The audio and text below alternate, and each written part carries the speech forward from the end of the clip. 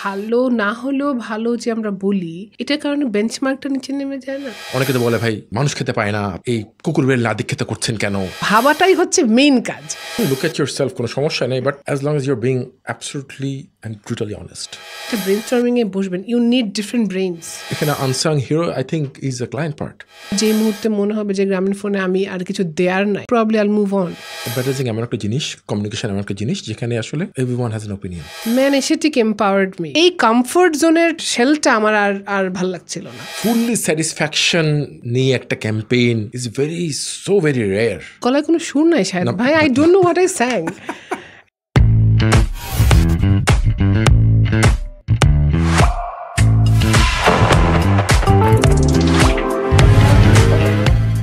Hello and welcome to another new episode of Bad People. This is your host, Shahid. We have an interesting guest today. এটা প্রতি এপিসোডে বলি কারণ এর প্রতি এপিসোডের জন্য সত্য। Our guest today, one of the most versatile creative you'll see. সব কিছু করে literally, from cooking to branding, everything. Please welcome our guest today, Sharmin Rahman, Head of Corporate Brand, Grameenphone. Sharmin, welcome to Bad People. এরকম introduction খুব nervous লাগছে। বানিয়ে বললাম কিছু? একটু হাম্বল হয়ে বলি, I try. But good try and good results so far. Thank you. Over the last 20 years, I would say, or more than that. I think so. Thank you. Thank you, Shahid bhai, for having me here. It was our pleasure, and it is still our pleasure. We have seen your work. Many of us know you personally, but আমরা আজকে আসলে যেটা করব, we'll look at you as a person, your childhood, your inspiration, education, all kinds of things. So we'll get to know you more, and hopefully people will see that, you know what, যারা নিজেদেরকে অনেক creative মনে করে তারা মনে করবে, I could do more. So that's the whole idea. So Sharmin, you grew up in Dhaka. কোথায়? Dhanmondi, Jhikatala, south Dhaka. স্কুলও এখানে সব? School Farmgate, Holy Cross school, quite a commute ওই সময়ের কথা চিন্তা করলে, কিন্তু সাউথ ঢাকা। হোলি ক্রস স্কুলে পড়াটাই আমার জন্য, I think that is the turning point of my life. ওই স্কুলটা আমার who I am and what I do, everything was seeded there. Everything, every belief, সব কিছু, মানে আমার এনিথিং, ইউ নেম ইট, আমার অ্যাস্থেটিক্স থেকে শুরু করে আমি আমার কথা বলা, আমার বিলিফ সিস্টেম, আমার রিলিজিয়াস বিলিফ, এভরিথিং ওখানেই তৈরি। So school was everything. So for example let's say আকাকি, ওখান থেকে শুরু? আকাকিটা আরেকটু আগে। ওটা কোথায় শুরু? ওইটাও বাসায় মাইর খেতাম, মানে ধরেন পড়তে বসে আমি ধরেন আকাশে বাতাসে, কোথায় আমার মন, কোথায় আমার খাতা, হঠাৎ মাইর খেয়ে রিয়েলাইজ করলাম যে সারা গায়ে ছবি আঁকছি, বুঝছেন, ছাতা কলম, খাতা শেষ, হাত পা শেষ, গায়ে জামায়, এরকম। মানে এটাকে পুরোপুরি ন্যাচারাল ট্যালেন্ট নাকি? এটাই আমার আর্লিয়েস্ট মেমোরি যে আমি মার খাচ্ছি বিকজ কেন আমি পরীক্ষার সব কিছু খাতার মধ্যে, গায়ের মধ্যে, টেবিলে সবখানে ছবি আঁকতেছি, এটাই। বাট এটা পরে অনেক কাজে লেগেছে। হ্যাঁ, এটা ছবি আঁকার ব্যাপারটা এখন পর্যন্ত কন্টিনিউ হচ্ছে? একটা সুন্দর করে বসে একটা ফ্রেমে ছবি আঁকা, ওইটা আসলে অনেক বছর থেকেই হয় না, কিন্তু ডুডলিং ওর আমার থটস খাতায় কলমে আর্টিকুলেট করতে হলে that is my go to. মানে আমি প্রথমে আঁকবো, তারপরে লিখবো। সো এটা আমার, যারা আমাকে খুব ক্লোজলি চেনে তারা জানে যে আমার আসলে ওইখান থেকেই শুরু হয়। হোলি ক্রস কেন, বা নিজের ইচ্ছা নাকি খুব মজার স্টোরি? প্যারেন্টসের ইচ্ছা? না, খুবই মজার স্টোরি। সো বেসিক্যালি আমার মা, অ্যান্ড অ্যাগেন মানে what ever I am, it's because of her. আমার মার মনে হলো যে মেয়েকে খুব ভালো স্কুলে পড়াতে হবে। আমার বড় বোন সরকারি স্কুলে পড়েছে, তার এডুকেশন নিয়ে আমার মা হ্যাপি না, মেয়েকে খুব ভালো স্কুলে পড়াতে হবে। সে ভিকারনেসার ফর্ম আনলো। ভিকারনেসার যেদিন ভর্তি পরীক্ষা, আমার চিকেন পক্স হলো। তো চিকেন পক্স হওয়ার কারণে আমার মা খুব ডিসঅ্যাপয়েন্টেড। উনি হেডমিস্ট্রের সাথে দেখা করলেন, করে বললেন যে আমার মেয়ে তো খুব ভালো, কিন্তু তার চিকেন পক্স হয়েছে, এখন কি করা যায়? তো উনি বললেন যে এটা তো কিছু করার নাই, কিছু বাচ্চা ওয়েটিং লিস্টে থাকে, আমরা সেকেন্ড টাইম পরীক্ষা নেওয়ার সুযোগ দিতে পারি, ওরকম ওকে রাখা যাবে। বিকজ এর আগে কিন্ডারগার্টেন টাইপের পড়তাম, এন্ড আমার মা সব কিছু নিয়ে গেছে, যে খাতা দেখেন, হাতের লেখা দেখেন, বিজার। তো ওটা দেখে উনি বলছে আচ্ছা ও থাকবে, আমরা ওখানে যদি 20টা বাচ্চা থাকে পরীক্ষা নেব, ওখানের মধ্যে সে ভালো করলে আবার জয়েন করবে। তা আমার মা থেমে যাবার মানুষ না, উনি তখন আর কি ভালো স্কুল ঢাকা শহরে আছে এই কোয়েস্টে লাগলেন। আমার ফুফাতো বোন আমাদের ফ্যামিলির সবার বড় বোন মিনু আপা, উনি বললো যে মামি আপনার এই স্কুলটা ছাড়েন, আরও ভালো স্কুল হচ্ছে হোলি ক্রস। আমার আম্মা বলছে যে ঠিক আছে স্কুলটা কেমন আমাকে দেখাও, নিয়ে যাও একদিন, বিকজ এত ফার্ম গেটের স্কুল, চিকাতলা ধানমন্ডি থাকা মানুষ, কলা বাগানে আমার দাদা বাড়ি, তারা কিভাবে জানবে? তো সেই মিনু আপা আমার মাকে নিয়ে স্কুলটা দেখালেন। তো আমার মার জন্য স্কুলটা ছিল লাভ এট ফার্স্ট সাইট, মিশনারি সিস্টাররা হাঁটাহাঁটি করছে, মানে কোথাও নাকি একটা ধুলার কণাও পড়ে নাই, সো এরকম পরিষ্কার পরিচ্ছন্ন নিয়ম কানুন, এই স্কুলেই মেয়েকে পড়াবে। সো সেখান থেকে ভর্তি পরীক্ষা দিলাম। ভর্তি পরীক্ষা দেওয়ার পরে ওখানেও একটা ইন্টারেস্টিং অনেক ধরনের, যে হাত দিয়ে কান ধরতে যদি পারি তাহলে একটা লেভেল অফ বয়স ম্যাচুরিটি হয়ে গেছে, তাহলে আর নিবে না। নেয়ার পরেও লটারি হবে, ভর্তি পরীক্ষা হবে, উইচ ইজ ওই যে অ্যাপটিটিউড আইকিউ টেস্ট, সব ছবি টবি আঁকা এই ধরনের। তো ওই ধরনের পরীক্ষা যদি টিকো, তারপরে এনাফ মেয়ে যদি অ্যালাউ হয়ে যায় সেই পরীক্ষায়, তাহলে লটারি হবে। সো আই ওয়াজ লাকি যে এনাফ মেয়ে অ্যালাউ হয় না এই পরীক্ষায়, লটারি করতে হয় নাই, আমি হয়ে গেছি। সো ভর্তি পরীক্ষার সময় আমার মা আমাকে সারা রাত ধরে দেশের প্রধানমন্ত্রী, শিক্ষামন্ত্রী সবার নাম মুখস্থ করায় নিয়ে গেছে পরীক্ষা দিতে, কিন্তু কিছুই আসে নাই। যা আসছে তা হচ্ছে গোল বাটিতে পানি বেশি না লম্বা জারে পানি বেশি, গাছ থেকে ফ্রুট পড়লে বিড়ালের গায়ে আগে পড়বে না ইঁদুরের গায়ে আগে পড়বে, তোমার 6 বছরের বাচ্চার জন্মদিনে গিফট কি দিবে, একটা টেডি বিয়ার নাকি একটা ভাতের হাঁড়ি নাকি একটা সামথিং। আই স্টিল রিমেম্বার ওই পরীক্ষার খাতাটা, ভেরি ডিফিকাল্ট কোশ্চেন্স। হ্যাঁ, এত কিছু পড়াইছে আর এগুলি আসলো। তো সেই পরীক্ষায় ঘড়ি চিনতাম না আমি তখনও, কয়টা বাজে ঘড়িতে, আই থিঙ্ক ওটা 6 বা 3-এর দিকে ছিল কিছু একটা, ক্লাস 1 এর বাচ্চার জন্য। Yes, class okay. হ্যাঁ, তো ঘড়িতে কয়টা বাজে সেটা আমি পারি না, আই থিঙ্ক বাকি সব কিছুই পারছি। আগে লিস্টে ছিল ভেকারনেসা, হ্যাঁ, বাট পরে রিয়েলাইজেশন হচ্ছে না হোলি ক্রস ইজ বেটার। হ্যাঁ, আমি জানি আমাদের অডিয়েন্সের মধ্যে কারা কোত্থেকে আসছে, how they feel about it, but ভাগ্যিস আমার চিকেন পক্স হয়েছিল। অল থ্রু হোলি ক্রস তাহলে? All through, okay. School college সব। এন্ড মানে as you said earlier যে what we see as a person in Charmin is largely of the school. Impact of my school and teachers. আমি আপনাকে খুব ছোট ছোট জিনিস বলি। আমাদের স্কুলের একটা মোটো ছিল যে তুমি ম্যাট্রিক পরীক্ষায় কী হয় যে এই বছর যা আসে পরের বছর আর আসবে না, তো আপনাকে ওইটার পড়াবে না। আমাদের স্কুলের নিয়ম হচ্ছে যে তুমি তো পরীক্ষা পাস করার জন্য পড়ছো না, তুমি তো শেখার জন্য, তোমাকে সব পড়তে হবে। তুমি ফার্স্ট হওয়া এটা ইম্পর্টেন্ট না, তোমাকে শিখতে হবে। সো একটা বাচ্চা যদি ছোটোকাল থেকে এগুলি শিখে তাহলে তো ওর অপশন নাই। আমাদের ধর্ম ক্লাস কখনো শুধু ইসলামিয়াত হবে বাকি বা শিখবে না তা না। একটা বুদ্ধিস্ট মেয়ে ছিল আমাদের ক্লাসে, ওর জন্য একটা টিচার ছিল। সো সবাই অ্যান্ড ইউ কুড চুজ, আপনি যদি চান ইসলাম ধর্ম হয়ে অন্য ক্লাসে বলুন, কেউ আপনাকে মানা করবে না। সো অ্যান্ড কোনোদিন আবার আপনাকে যে ওটা তো মিশনারি স্কুল, কিন্তু জোর করে যে আপনাকে অন্য কিছু পড়তে দিবে বা একটা বলবে যে বাইবেল পড়ো, এরকমও না। সো স্কুলের লাইব্রেরিতে সপ্তাহে একদিন যেতে হবে, লাইব্রেরি থেকে বই নিতেই হবে, বইটা পড়তেই হবে, বইটার পাতা ভাঙা যাবে না, বিকজ তোমার হাত ভাঙলে তো তুমি ব্যথা পেতে, বইয়ের পাতা ভাঙবে কেন, পৃষ্ঠার নাম্বারটা মুখস্থ করতে হবে যে কতটুকু পড়া হয়েছে বইটা। সো এইভাবে যদি বড় হই তাহলে তো অন্য কিছু ভাবার অপশান নাই। সো ছোটোকাল থেকেই আমরা মানে আমি এখন প্রত্যেকটা জিনিস, ইফ আই ক্যান রিমেম্বার, মানে প্রত্যেকটা জিনিস আসলে একটা মানুষ তৈরি করার জন্য তারা স্কুলটা ছিল। খুব সিম্পল জিনিস, হোমওয়ার্ক খাতায় হবে, ক্লাস ওয়ার্ক খাতায় হবে। ভুল করে যদি হোমওয়ার্কের খাতায় ক্লাস ওয়ার্ক করো 100 বার লিখতে হবে যে আমি ভুল খাতায় লিখেছিলাম, এটাই শাস্তি। আমার ধারণা অনেক স্কুলের এই এফোর্ট বলি বা ইন্টেনশন থাকে to educate proper human being, but আমার ধারণা মেথড হয়তো ডিফারেন্ট হইতে পারে। আর reception in terms of the child's ability to receive and to apply in his or her life, I think that matters a lot. I'm sure you can also agree that amar classmate jara amar sathe chilo, not everyone has turned out to be the same in terms of applying all those life lessons or take those philosophy and sort of apply it in the life. I get where you're coming from, কিন্তু আমাদের ক্ষেত্রে larger পোর্শনই similar. আমাকে ইরেশরা সবসময় ইরেশরিয়া 2 ভাই বোনই খুব মজা করে একটা জিনিস বলে যে তোরা হোলি ক্রস একটা নিউ মার্কেটের কথা বললে আর একটা লন্ডনের কথা বললে বোঝা যায় যে তোরা সব এক স্কুলের। সো আমাদের একটু সিমিলারিটিস আপনি পাবেন, স্পেশালি আমরা ওই ইয়ার্সগুলিতে যারা বের হয়েছি। পরের দিকে তো অফকোর্স টিচার্স চেঞ্জ হয়েছে, পলিসিস চেঞ্জ হয়েছে, সিমিলার না। হ্যাঁ, কান্ডি নাই, আপনি মিলাতে পারবেন। কিন্তু ধরেন আমি নাম বললে হোলি ক্রসের যারা এবং ওই I can see those similarities also. And মানে ওখানে ক্লাস 1-এ যে আমার বন্ধু সে এখনো আমার বন্ধু, সো আমরা মানে we are actually অনেক similar if not same. So were you a good student? One of the questions people would think about it. I was a good student all along, but I was not the like super brilliant সবসময় first হয়ে এরকম ছিলাম না। Stand নাই almost যে stipend বৃত্তি দেয় না ওগুলি পেয়েছি, স্ট্যান্ড করি নাই, মানে স্ট্যান্ডের থেকে ধরেন 5-10 নাম্বার দূরে, ওই এইমই কোনোদিনই করি নাই, না না না আর্টস। সো ওই যে বললাম শিখছি এভাবে।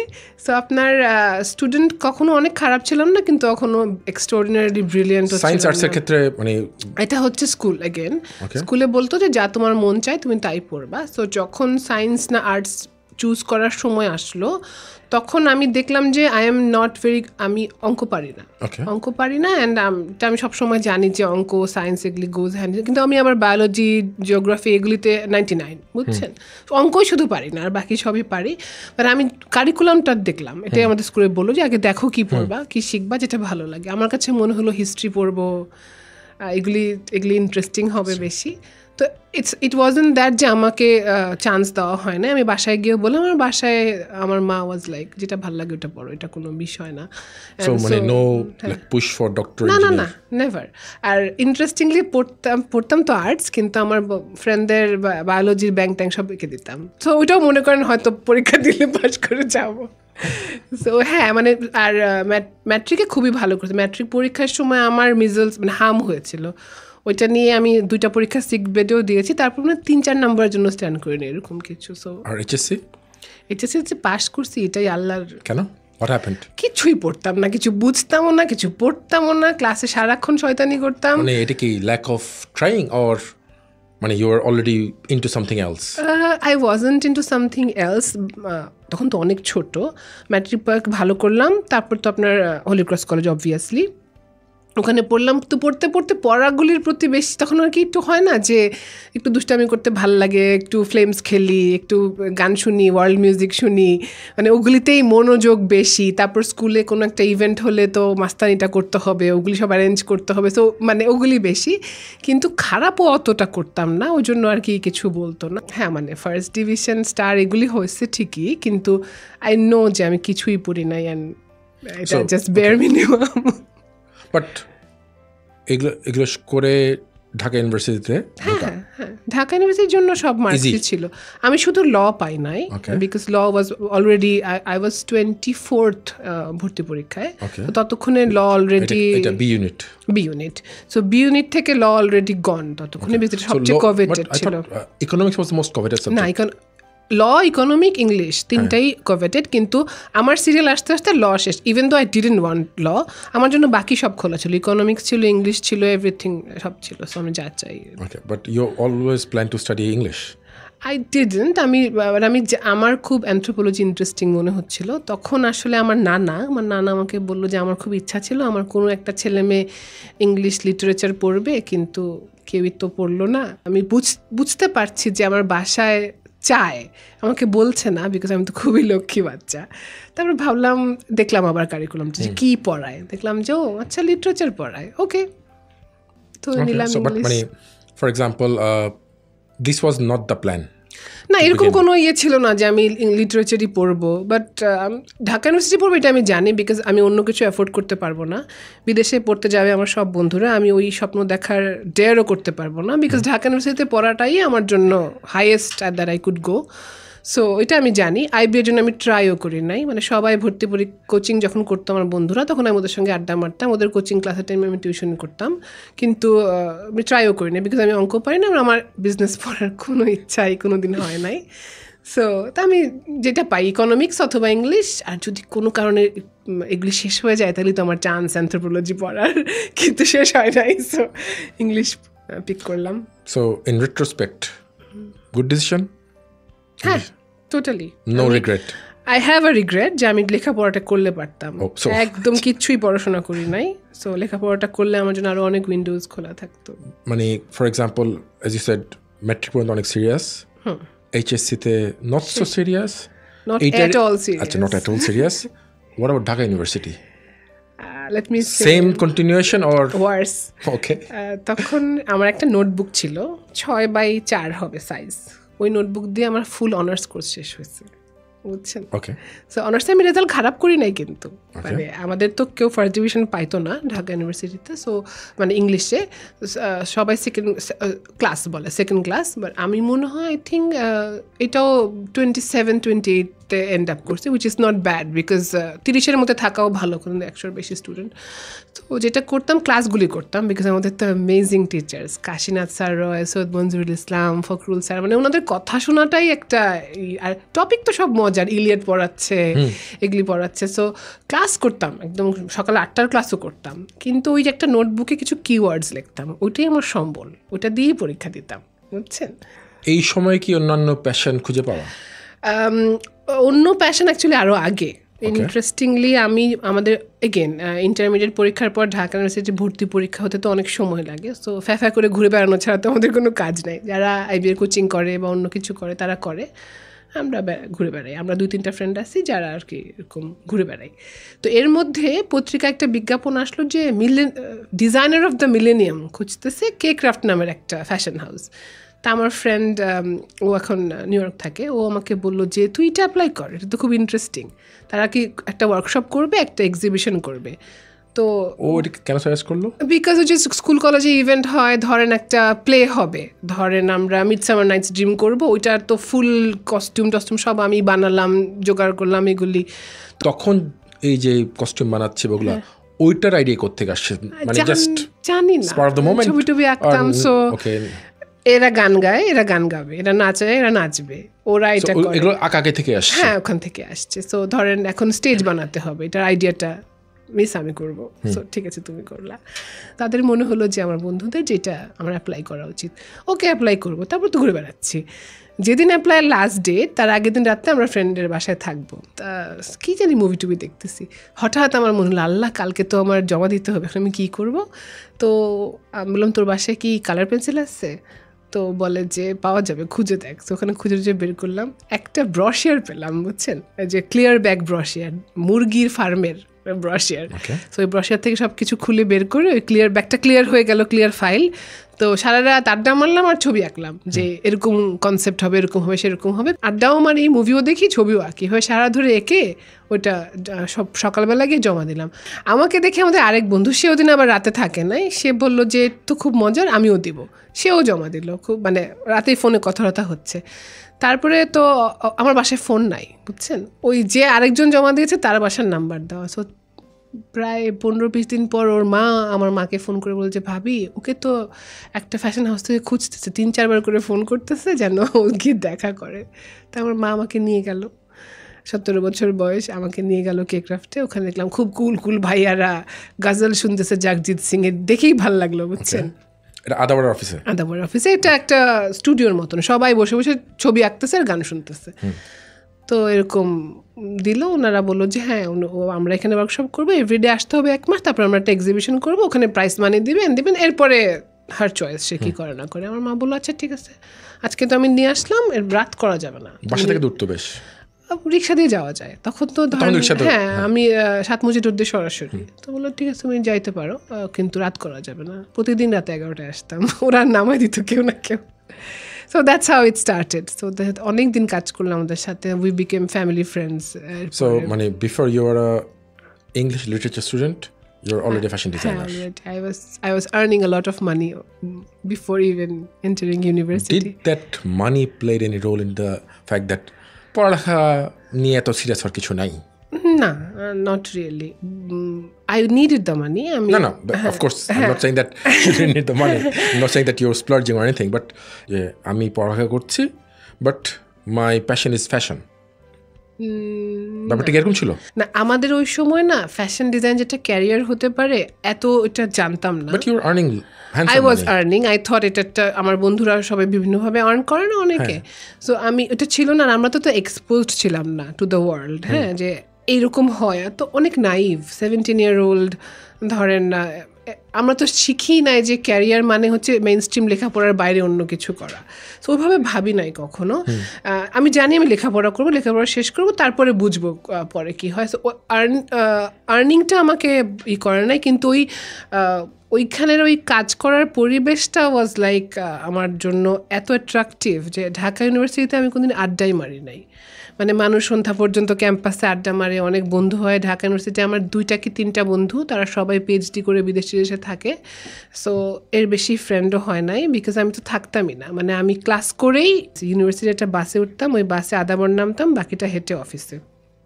এটাই আমার ইউনিভার্সিটি লাইফ ছিল। সো ওইখানে যাব, ছবি আঁকবো, ডিজাইন করব, অনেক ইন্টারেস্টিং গল্প হবে, গান নিয়ে আড্ডা হবে, সিনেমা নিয়ে আড্ডা হবে। আর ভাইয়া, মানে যিনি ওনার কে ক্রাফটের ভাইয়া ভাবি, ওনারা দুজন হচ্ছে, ওনাদের শখ ছিল মধুমিতায় নতুন সিনেমা আসলে আমাদের সবাইকে নিয়ে যাবে, এবং তার জন্য ওনারা আমার বাসায় গিয়ে আমার থেকে পারমিশন নিয়ে আমাদেরকে মধুমিতায় নিয়ে সিনেমা দেখাতো। সিনেমা দেখানোর পর আমরা আশুলিয়া ড্রাইভে যেতাম। সো এর চেয়ে বেশি ইন্টারেস্টিং তো ঢাকা ইউনিভার্সিটি আমাকে লাইভ দিতে পারে নাই, বুঝছেন। সো আঁকাআঁকির এত শখ ছোটবেলা থেকে, চারুকলার ব্যাপারটা কখনো মাথায় আসেনি? খুব এসেছে, খুবই। কিন্তু চারুকলায় যদি একবার ভর্তি হন, আমি জানি না এখন কেমন, 7-8 বছরের আগে ওখান থেকে অনেক সেশন বের হওয়া সম্ভব না। আমার খুব কুইকলি আর্ন করা শুরু করা দরকার। সো আমি নিজেই ওইটাতে মানে নিজের স্বপ্নে পাথর চেপে, মানে অনেক কষ্ট, মানে থাকে না যে অনেক কষ্ট পাচ্ছি যেটা করব না, কিন্তু আমি জানি যেটা আসলে আমার পক্ষে এই বিলাসিতা সম্ভব না, সেজন্য। ওকে, যেমন আমি ঠিক আছে ডুডলিং করা বা টুকটাক আঁকাআঁকি করা, বাট আমার পক্ষে কখন আসলে মানে নিজের থেকে চিন্তা করে আঁকা ব্যাপারটা কখন ছিল না। But I can draw stuff, হ্যাঁ। So I am not good for Charukala, definitely not. But as you said, you could draw things from your own mind and everything. So, is that a regret that you missed out on Charukula? Huge. Not a regret, because আমি ডিসিশনটা আমার নিজের, আমাকে কেউ কখনো বলে নাই যেটা তোমাকে করতে হবে, কিন্তু আমি জানি না আমার ফ্যামিলির জন্য, আমার নিজের জন্য I have to earn very quickly. চারুকলাতে কিন্তু আর্নিং অপরচুনিটি অনেক, হ্যাঁ, আমি তখন বুঝি নাই, আমি কাউকে দেখি নাই যে চারুকলা স্টুডেন্ট অবস্থাতেও নিজে এবং নিজের ফ্যামিলিকে সাপোর্ট করতে পারছে। আমার অনেক বন্ধু আমাকে বলেছে যে পরীক্ষাটা পরীক্ষা দিলে আমি অ্যালাউ হয়ে যাব হয়তো, তারপর আরও বেশি কষ্ট লাগবে। সো ওইটা বাদই দিই, এটা একটা ডিস্টেন্ট ড্রিম থাকবে। সো কে ক্রাফটে তো লাইক আই সেড ঢুকলাম, ওয়ার্কশপ শেষ করলাম, ওয়ার্কশপে আমি সেকেন্ড হলাম। ফার্স্ট হলো একজন আপু, উনি অলরেডি তখন ফ্যাশন ডিজাইনের লেকচারার। তারপরে I got job opportunity, K craft ওনারা আমাকে বললেন তুমি কন্টিনিউ করো এখানে। তা আমি বললাম যে আমার তো what did you win from the prize money and then a trophy, a certificate, designer of the millennium. And then একটা এক্সিবিশন পেলাম, ওই এক্সিবিশন ওয়াজ ওয়ান্ডারফুল। মানে প্রত্যেক দিন মানে ফার্স্ট হ্যান্ড আপনি আপনার করা জিনিস মানুষ এসে দেখছে, অ্যাপ্রিসিয়েট করছে, টাকা দিয়ে কিনে নিচ্ছে, মানে what else could you ask for. ওইটা করছি, তো ওনারা বললো যে তুমি করো। আমি বললাম আমি তো ইউনিভার্সিটি ভর্তি পরীক্ষা হলে চলে যাবো। বললো তুমি পার্ট টাইম করবা, কোনো সমস্যা নেই, যে ওরা সবাই পার্ট টাইম করে, এ করে সে করে, অমুকে জাহাঙ্গীরনগরে পড়ে, ওদের সাথে করবা। বাসায় বললাম, বাসায় তো ততদিনে বন্ধু হয়ে গেল, ও মানে ভাইয়া ভাবিও আমাদের ফ্যামিলি ফ্রেন্ড। সো হ্যাঁ ওদের সঙ্গে থাকো, কোনো সমস্যা নেই। এভাবে চললো আনটিল আমার বিটোপির 3rd ইয়ার পর্যন্ত I continued. Okay, so who's the mentor in fashion design? ওখানে পল্লব ভাই বলে একজন ছিলেন, উনি চিটাগং চারুকলার, ওনার কাছে অনেক শিখেছি। তারপর এক একজন এক একটা শিখাতো। ওখানে খুব ইন্টারেস্টিংলি তানভীর ফিল্ম মেকার, উনি হি ডাইড, উনি তখন ওখানে ছিলেন। হি ওয়াজ লাইক দ্য জিনিয়াস। জাহাঙ্গীরনগরে পরে হঠাৎ একদিন এসে হঠাৎ একদিন শারমিন আসেন, এই যে আপনি অ্যাসিমেট্রিক ব্যালেন্সটা করলেন, আপনি জানেন এটা পিকাসো করেছিল, এরকম করে উনি শুরু করতো, খুবই ফ্ল্যাশি। তারপরে একটা দুটো জিনিস শিখাতো, তারপরে চলে। তো এরকম এক একজনের কাছে এক একটা শিখা, সেলফ টট বলতে পারেন। আর হিউজ ইন্সপিরেশন ছিল চন্দ্রশেখর সাহা। শেখরদা উনি আরঙের ফাউন্ডার মেম্বার, উনি স্টিল আই থিঙ্ক উনি আমার shadow guru. Did you work with him? হ্যাঁ, লেটার পরে ইন্টারেস্টিংলি, মানে আমাদের আসলে ওই সময়ের এস্থেটিক্সে আরঙের অনেক বড় একটা ইনফ্লুয়েন্স, যে দেশি জিনিস কীভাবে আর্টিস্টিক হয়, এখনও তাই। বাট ওই সময় শেখর দাদের মানে আই নো যে ওনার এস্থেটিক্সই আমার এস্থেটিক্স। তো তারপরে ওইভাবে আর কি শিখা। অ্যান্ড দেন ওনারা আমাদেরকে বিদেশেও নিয়ে যেত, ইন্ডিয়াতে এক্সিবিশনে নিয়ে যেত, দেখাতো কাজ। সো চন্দ্রশেখর যার নাম বললেন, তার সাথে কাজ করার, ওনার সাথে উনি পরে, তখন আমি অলরেডি বিটোপিতে চাকরিতে ঢুকে গেছি, ক্লাস করে বিটোপিতে যাই। 12টায় ক্লাস হলে 12টায়, 11টায় হলে 11টায়, 3টায় হলে 3টায়। তফিক ভাই রোজ হাসাহাসি করতো, যাইসোস। শনিবার দিন ছিল আমার কে ক্রাফট ডে, সারাদিন কাজ করতাম, বিকালের দিকে ভাবি আসতো, উনি এসে মানে উনি শাহনাজ খান, উনি ওয়ান অফ দ্য ফাউন্ডার্স। উনি এসে উনি কিছু অ্যাসাইনমেন্ট দিত, আগের কাজ রিভিউ করে দিত। তো ওই কাজটা নিয়ে আবার বাসায় আসতাম। এই চলতে চলতে শেখর দা আসলে উনি কনসালটেন্ট হিসেবে ওখানে। তো উনি কনসালটেন্ট হিসেবে ওনাকে পাই হয়তো 2 ঘন্টা, 2 সপ্তাহে একবার। ওই 2 ঘন্টায় উনি একটা গল্প বলতো, শারমিন এরকম একটা অ্যাপ্লিকে করবেন, টিয়ার ড্রপের মতন হবে, কালোর মধ্যে হবে সাদা, তারপর একটা শ্যাডো দিয়ে একটা টান দিবেন, দেখে মনে হবে কি টিয়ার ড্রপ ওইগুলি ডুবে ডুবে আছে পানির মধ্যে। মানে উনি এইভাবে শিখাতো। মানে ধরেন জামদানি উইভ করা, টাঙ্গাইল শাড়ি, জ্যাকার্ড লুম কোনটা, পিটলুম কোনটা, কিভাবে কি হয়, এইটা তখন উনি একদম ক্লাস নেওয়ার মতন। কিছু উনি সরাসরি শিখালেন, কিছু ওনার কাজ দেখে দেখে শেখা। সো স্টিল নাও উনি এখন আমি একটা এক্সিবিশনে গেলে আমি বুঝি এই এক্সিবিশনে শেখর দা কনসালটেন্ট ছিলেন। It seems like you have a lot of time spent in this and very close to your heart, the whole thing. That's me. So, but at a level মোটামুটি সাইডলাইন করে অ্যাডভার্টাইজিংয়ে ঢোকা কেন? ওই কেক্রাফটের পরিচয় একজন, ওনার একটা ছোট এজেন্সি মতন আছে। তখন তো এজেন্সি শব্দটাও জানি না। ওনারা এমজিএইচ গ্রুপ, জিলেট, পিএনজি এদের জন্য ইভেন্ট করে, ব্রশিয়ার করে। তো বিকালবেলা সন্ধ্যার সময় আবার আড্ডা মারি ওদের অফিসের ছাদে।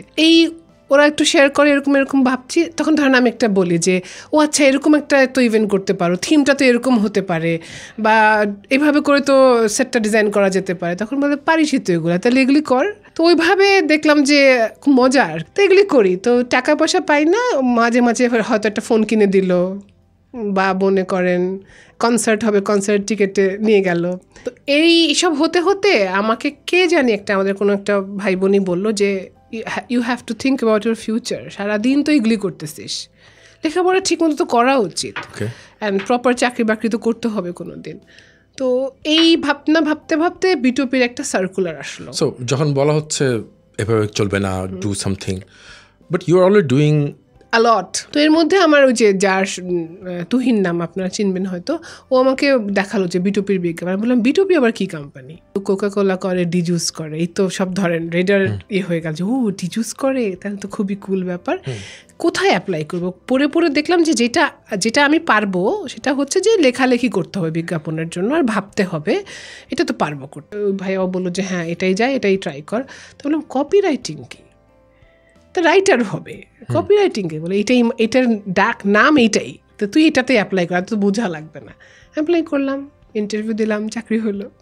আসলে যখন চাকরিটা পেয়েছি বিটোপিতে, তখন তো জানি না যে এটা আসলে সাস্টেইন করবে আমার জীবনে, বা এটা আমি সাকসেসফুলি করতে পারবো।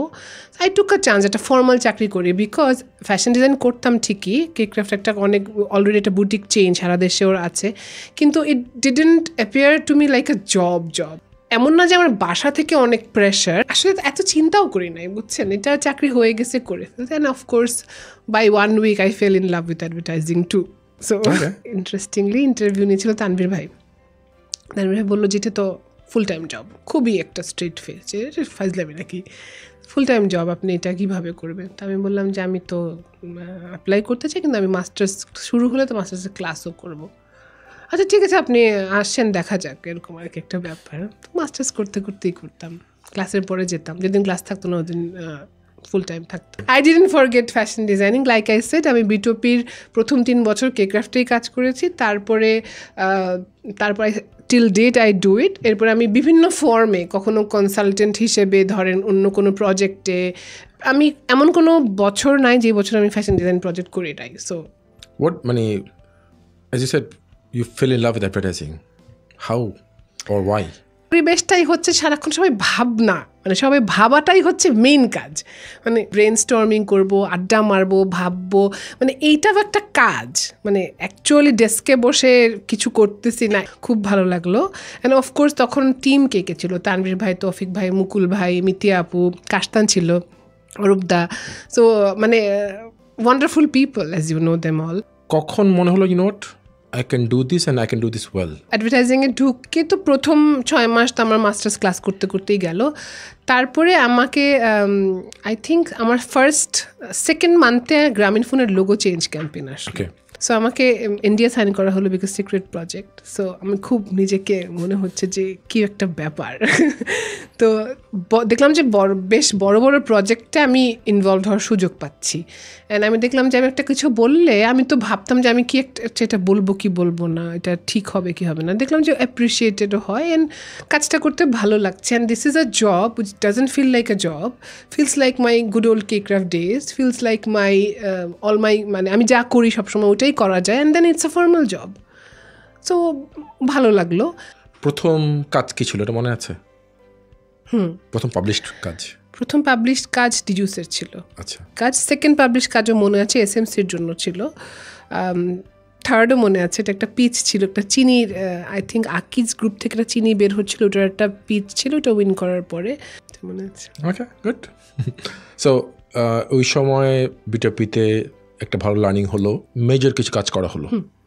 এটাই তো এখনো মানে ধরেন আমার ক্লেম টু ফেম স্টিল ওই সময়কার কাজই। একটা হচ্ছে ডিজুসের তুমি কি সাড়া দেবে, দ্যাট আই থিঙ্ক আমাদের সময় যারা অ্যাডভার্টাইজিং কাজ করেছি, হ্যাঁ, এবং যারা ওই সময় ডিজুস জেনারেশন যেটা বলা হয়, হ্যাঁ, for them it's a very iconic piece of work. Tell us about that. Okay, তখন অলরেডি আমার যতটুকু মনে পড়ে তানভীর ভাই লেফট বিটপি, আমার যতটুকু মনে পড়ে, if I am not mistaken, অরূপদা তখন ফুল উনি ইনভলভড লিডে। আর আমাদের আসলো যে আমাদেরকে ডিজুস তখন রিলঞ্চ করতে হবে, অনেক ধরনের জিনিসই দিচ্ছি, কিন্তু এটা আমরা বুঝে গেছি যে তখন ব্র্যান্ড পিলার যে মিউজিক একটা বড় পার্ট ছিল, যে we have to do a musical, কোনো অপশন নাই but to do a musical. So এই প্রসেস দিয়ে যাচ্ছি। অ্যান্ড দেন কনসেপ্ট এরকম যে মানে life is calling and you have to answer to that, এই কনসেপ্টটা অরূপদা অলরেডি অ্যাপ্রুভড করে নিয়ে এসে আমাদেরকে, হি অলসো রোট আ পোয়েম, এরকম একটা গান হবে আর এটার একটা ভিডিও তোদেরকে ভাবতে হবে, এইভাবেই উনি ব্রিফটা আমাকে দিয়েছিলেন আমার যতটুকু মনে পড়ে।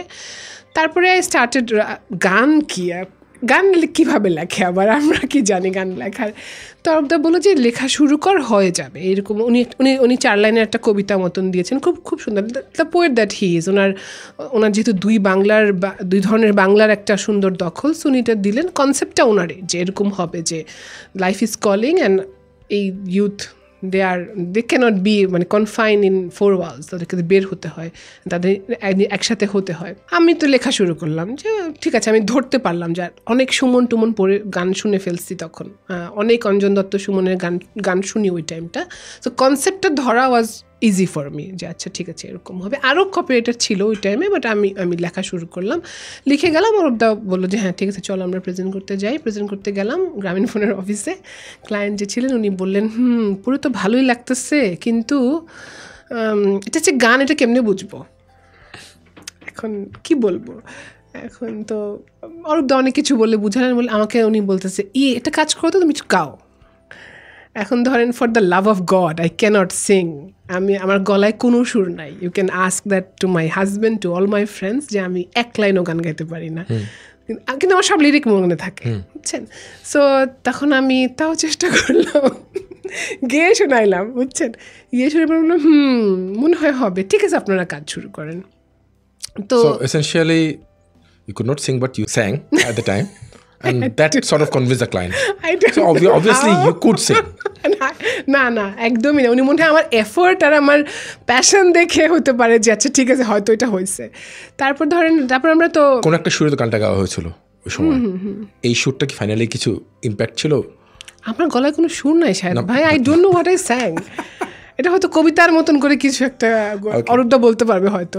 তারপরে আপনার তো গান হলো, তো আমরা কে গানটা বানাবে, তো ইমরান তখন ছিল, ও একটা বুদ্ধি দিল যে আমরা কোল্যাব করতে পারি নাকি। সবাই অরূপদাও খুব লাইক করলো আইডিয়াটা। ফুয়াদার জন হবে, জন মেবি ওটাকে পরে আরও ঠিকঠাক করে ওর মতন করে তুমি কি ছাড়া দেবে, এই লাইনটা আমি লিখি নাই, এই লাইনটা অন্যভাবে ছিল, অনেক বড় একটা লাইন ছিল, ওটাকে সুন্দর করে আমার এক্স্যাক্টলি মনে নেই, প্রবাবলি জন করা। তারপরে এই গানের মধ্যে অরূপদার ওই পোয়েম থেকেও একটা প্যারাগ্রাফ আমরা পরে অ্যাড করেছিলাম। So it's like proper collab. হ্যাঁ, so is that the first jingle? That's the first one. তো গান আসার পরে গান খুব ভালো লাগলো, কিন্তু ভিজুয়ালাইজেশন আমরা যেভাবে চাচ্ছিলাম অমিতাভ ভাই ডিফারেন্টভাবে দেখছিলেন। স্টিল অফকোর্স অমিতাভ ভাই তখন অমিতাভ রেজা, উনি যেটা বলবে তো একটা ব্যাপার আছে। আর রাশেদ ভাই মাত্র আসছেন ওনার স্টেডি ক্যাম্প নিয়ে, তারপরও আমাদের মানে মন ভরে না, বুঝছেন। আমরা তো আরও অনেক অ্যাম্বিশাস এইসব ব্যাপারে, but then again it clicked, everybody loved it. And so আমার পার্সোনাল একটা যেটা মানে যখন বললা যে আসলে পুরোপুরি যা প্ল্যান করছিলাম হয়নি, অনেক সময় যেটা হয় অলমোস্ট নেভার যে আসলে যেভাবে প্ল্যান করি it doesn't turn out to be that way. Client অনেক সময় পছন্দ করে এবং অনেক সময় লেটস সে আমরা হ্যাপি, তারপরে ক্লায়েন্ট বলে না। সো মানে ফুললি স্যাটিসফ্যাকশন নিয়ে একটা campaign is very rare. It is. So মানে আমাকে যদি বলা হয় like after this almost 25 years, আমি I don't know how many, like আমি হয়তো এক হাতের আঙ্গুলগুলো ইউজ করতে পারবো না গণার জন্য আর কি। সো মানে I think that's probably the journey itself. I think এটা ক্রিয়েটিভ প্রসেসের একটা পার্ট। ইভেন আমি যেহেতু অন্য ফিল্ডেও কাজ করি, কখনোই আপনি 100% I don't think as good as your imagination. আমি অন্যদের কথা জানি না, আমি নেভার, এটা হয় না। You can reach up till 90% and that is more than enough. So এরপরে আরও ইন্টারেস্টিং কিছু কাজ করা হলো বিটপিতে।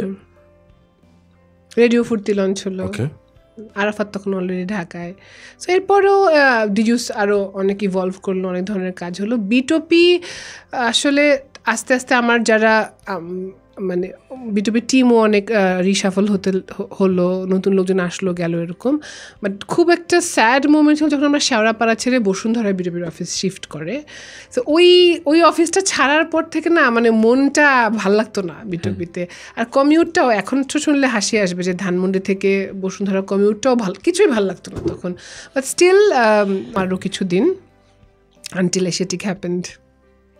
So good change? Of course, or very it was needed. Okay, it was needed because যেটা হচ্ছিল যে আমরা তো একদম বাই দেন আমি কমপ্লিটলি ডিজুস করি। সোশ্যালের কাজগুলি তখন শখে করতাম। সো ডিজুসের কাজ অনেক কমে আসতে লাগলো, অনেক ওটার ব্র্যান্ডটারও একটু ব্র্যান্ডের ট্র্যাজেক্টরিটাও একটু চেঞ্জ হলো। তো ওইটা ওই মজাটা আর পেতাম না কেন জানি। ওরকম একটা টাইমেই এসেটিকের অপরচুনিটিটা পেলাম। অ্যান্ড আই থট বনানী কমিউটটাও ইজি হবে, আর why not নতুন কিছু ট্রাই করে, because this is I'm not getting to do the things that I used to do. So ঠিক আছে। What convinced you about aesthetic? Grameenphone. Okay. Grameenphone মানে but you're already worked on Grameenphone before. তখন we've lost the pitch to Grey already. Okay. তো Grameenphone আর use করতাম। Grameenphoneএর পিচটা হারলাম গ্রের কাছে। But aesthetic তখন কি Grameenphone করতো না? এসেটিকে তো আমার বন্ধুরা, ধরেন আমি নেভিল হচ্ছে আমার বেস্ট ফ্রেন্ডের ফিয়ন্সে তখন অলরেডি। ও আমাকে পরিচয় থার্ড দিনে বলছে যে তুমি এসেটিক যেদিন আসতে চাবো আমাকে বলবা 1 মাস আগে, আমি তোমার জন্য একটা জায়গা তৈরি করবো। তো you know how he is, এইভাবে জাস্ট আমাকে বলে দিচ্ছে। আমি তো ব্যাপারটা কত সিরিয়াসলি নিই নাই। আচ্ছা ঠিক আছে, দেখা যাবে সময় আসলে। এসেটিক একটা পিচ উইন করলো গ্রামীণফোনের সিএসআর পার্ট। তখন গ্রামীণফোনের সিএসআরটা ডিফারেন্ট এজেন্সি করবে, গ্রে করবে না। তো তখন Asiatic needed someone who has telco experience. তো এসেটিক এর আগে অনেক খুব বেশি স্পোরাডিক্যালি করলেও লং টার্মে রিটেনার টেলকো করে নাই। তখন আমাকে নেভিল বলল যে এখন তো আমরা একটা টেলকো পাইছি, আমাদের একজন দরকার যার টেলকো এক্সপিরিয়েন্স আছে, অ্যান্ড অলসো তুমি তো অনেক দিন থেকে আসি করছো, তাহলে এবার আসো। তখন আমি ওর সাথে সিরিয়াসলি কথা বলে দেখলাম আচ্ছা ঠিক আছে, বনানী অফিস, গ্রামীণফোনের কাজ করব, ওকে তো ট্রাই করে দেখি। তা আমি তখন এইভাবে কারণ আমার মজা পেতে হবে, কাজ করতে ভালো লাগতে হবে। আর পৃথিবীর সব কিছু কেন গো মানে যেখানে খুশি, কিন্তু কাজ করতে মজা লাগতে হবে। যেহেতু মজাটাও তো পাচ্ছি না, তাহলে ট্রাই করি এসেটিক। ভালো লাগলে ভালো লাগবে। কাশতানকে আমি বলছি যে কাশতান 6 মাস থাকবো মনে হয়। সেটিকে প্রথম 2-3 মাস খুব একটা ভালো লাগে না আমার, বিকজ বিটপিতে তো আমরা খুব structured, even though we have fun all the time, but কাজ খুব সবসময় অর্গানাইজড। এসেটিকে একটু ডিফারেন্টভাবে অপারেট করতো। এসেটিকে আপনার তখন স্টুডিও ছিল একটা টিম, ক্রিয়েটিভ আর প্ল্যানিং ছিল একটা টিম। এটা তো আমার কাছে উইয়ার্ড, ক্রিয়েটিভ হবে সবচেয়ে বড় টিম, প্ল্যানিংয়ের সাথে ক্রিয়েটিভ এক কী আবার। তো যাই হোক, ওখান থেকে অনেক transformation happened. Then we became the biggest creative team in like 2 years. So এই তো তারপর এসিটিকের সাথে গ্রামীণ ফোনের সিএসআর আমরা 1-1.5 বছর করলাম। তারপর গ্রামীণ ফোনটা মেইন ব্র্যান্ডের সঙ্গে মার্জ হয়ে গেল। অবভিয়াসলি ওই এজেন্সিটার আর দরকার নেই। মিন টাইম রবি লঞ্চ হয়ে গেল, মানে রবি চলে আসলো আপনার। না মানে তখন একটাল থেকে রবি হবে, জ্বলে উঠুন আপন শক্তিতে। রবি লঞ্চ আর কি, রবি লঞ্চ আর কি। তো রবি চলে আসলো, সো আমি একদম ন্যাচারালি গ্রামীণ ফোন থেকে রবিতে চলে গেলাম। রবি লঞ্চ করলাম আমরা, 21 দিন মুম্বাই থাকলাম, সানিয়া আপা গেলেন, এইসব আরেক এক্সপিরিয়েন্স, সব কিছু হয়ে গেছে। এটা হিউজ, জেল কাটা থেকে শুরু করে এভরিথিং হ্যাপেন্ড। হ্যাঁ খুব মজার। তো আপনার এরপর রবি হলো, রবির পরে এয়ারটেল আসলো। সো এসিটিকেও আমি সেট করে গেলাম। আর এসিটিক এম্পাওয়ার্ড মি, মানে আপনি আই নো যে এরকমও হয়েছে, আমি জানি এগুলি, যে ও তো অনেক ছোট, এত বড় ক্রিয়েটিভ টিম লিড করবে কীভাবে, ওর তো বয়স কম। এসিটিক বলছে কাজ দেখেন, বয়স দেখবেন না। আমার ধরেন নেভিল বলেন, এসজেড বলেন, ইরেশ বলেন, ওরা আমাকে যেভাবে পারে, যেখানে you deserve it, you do it. মানে আমি এখন মাঝে মাঝে মনে হয় যে অত কম বয়সে এত কাজ না করলেও মনে হয় ভালো হতো, কিন্তু ওই পুশটা আমার জন্য খুব, আমার ক্যারিয়ারটা ফাস্ট ট্র্যাক হয়ে গেছে। না আমি আই থিঙ্ক আমি অনেক কম বয়সে আমি 25-26 সিডি হয়ে গেছি। সো এইভাবে আর কি। Aditya was the planner, he was our go to, যে আদি কিছু আসতেছে না মাথায়, দু একটা উল্টাপাল্টা কথা বলো তো।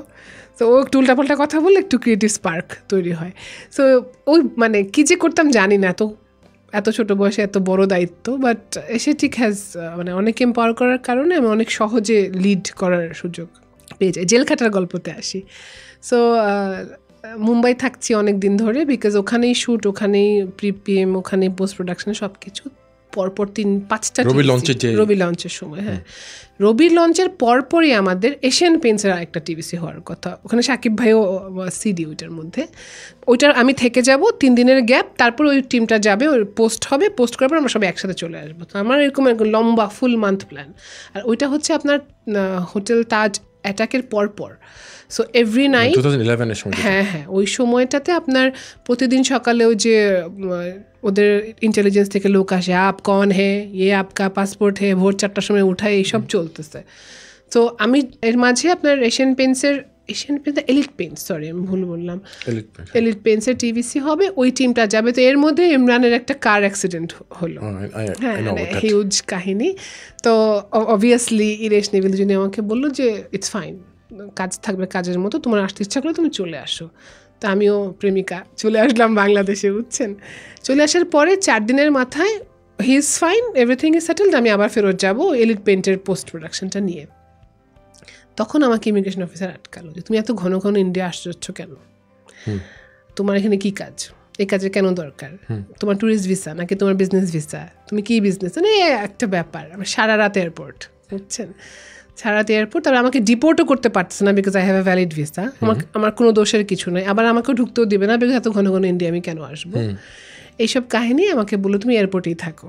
আমাকে মানুষকে ডিটেন করলে যেখানে রাখে, ওই যে ছোটো একটা গ্লাসের বক্স থাকে, ভিতরে দরজার পর দরজা, ভিতরে আবার বাথরুমও আছে, ইজি চেয়ারও আছে, আপনি ঘুমাতেও পারবেন, এরকম একটু হাইফাই জেল টাইপের। আমাকে ওখানে বললো তুমি থাকো সারা রাত। তাই বললাম আমার তো খিদা পাইছে। তখন এর মধ্যে জেডাব্লিউটি হেড যে উনিও ফোন টোন করে ফেলছে যে ওকে ছাড়ো। দেয়ার লাইক যে অফিসার ওকে রেখে গেছে উনি তো চলে গেছে, আমি এখন কিছু করতে পারবো না, ওকে থাকতে হবে সারা রাত। ওই অফিসার সকালে আসবে, উনি এসে ওকে ছাড়বে। এইসব ব্যুরোক্রেসিতে আমি আটকা। তারপর তারা আমাকে 2টা পুলিশ দিল যে যা ঠিক আছে, এই 2 পুলিশ নিয়ে তুমি যাও, কফি টফি যা খাওয়ার খেয়ে আসো। আমি পুরো এয়ারপোর্ট হাঁটলাম ইচ্ছা মতন, যে হাঁটবো আমাকে, হেঁটে টেটে কফি টফি কিনে আবার আসলাম। ভোর পর্যন্ত থাকলাম, আমার বাসায় কিচ্ছু জানে না। ভোর পর্যন্ত থাকলাম, শুধু আমার দুলা ভাইকে বললাম যে এরকম একটা অবস্থা। উনিও এখানে হাইকমিশনে ট্রাই করলো, বাট ওই অত রাতে তো সব বন্ধ, কিছু হলো না। পরের দিন ভোরবেলা এয়ারটেলেরও কাজ ছিল, ওনারাও আমাকে যোগাযোগ করলো আমার ফোনে, বললো don't worry about it, don't worry about the work. এখন সকাল 7টা বাজে, তখন এখন একটা ফ্লাইট আছে ঢাকায় ফেরত আসবে, ওর তুমি you can go to India and finish your work, whatever you want সেটাই হবে। এর মধ্যে আর কি তারা কথা বলে ফেলছে। ততক্ষণে আমার আর এনার্জি নাই, লাইক না আমি ঢাকায় যাবো। তারপর চলে আসলাম এখানে, ধরেন ল্যান্ড করেই দেখি সবাই দাঁড়াইছে আমার জন্য, রিসিভ করবে জেলে ফেরত আসামি, ফুলের মালা দিয়ে। হ্যাঁ নিজে সারা জাকের নিজে ওখানে উপস্থিত। আমার বাসায় তখনও জানে না। So advertising gave me many things. Bitopi prepared you and Asiatic gave you the platform, Asiatic gave you that fame. Is it fair to say that? Fame তো সবচেয়ে বেশি তুমি কি সারা দিবে থেকে আসছে।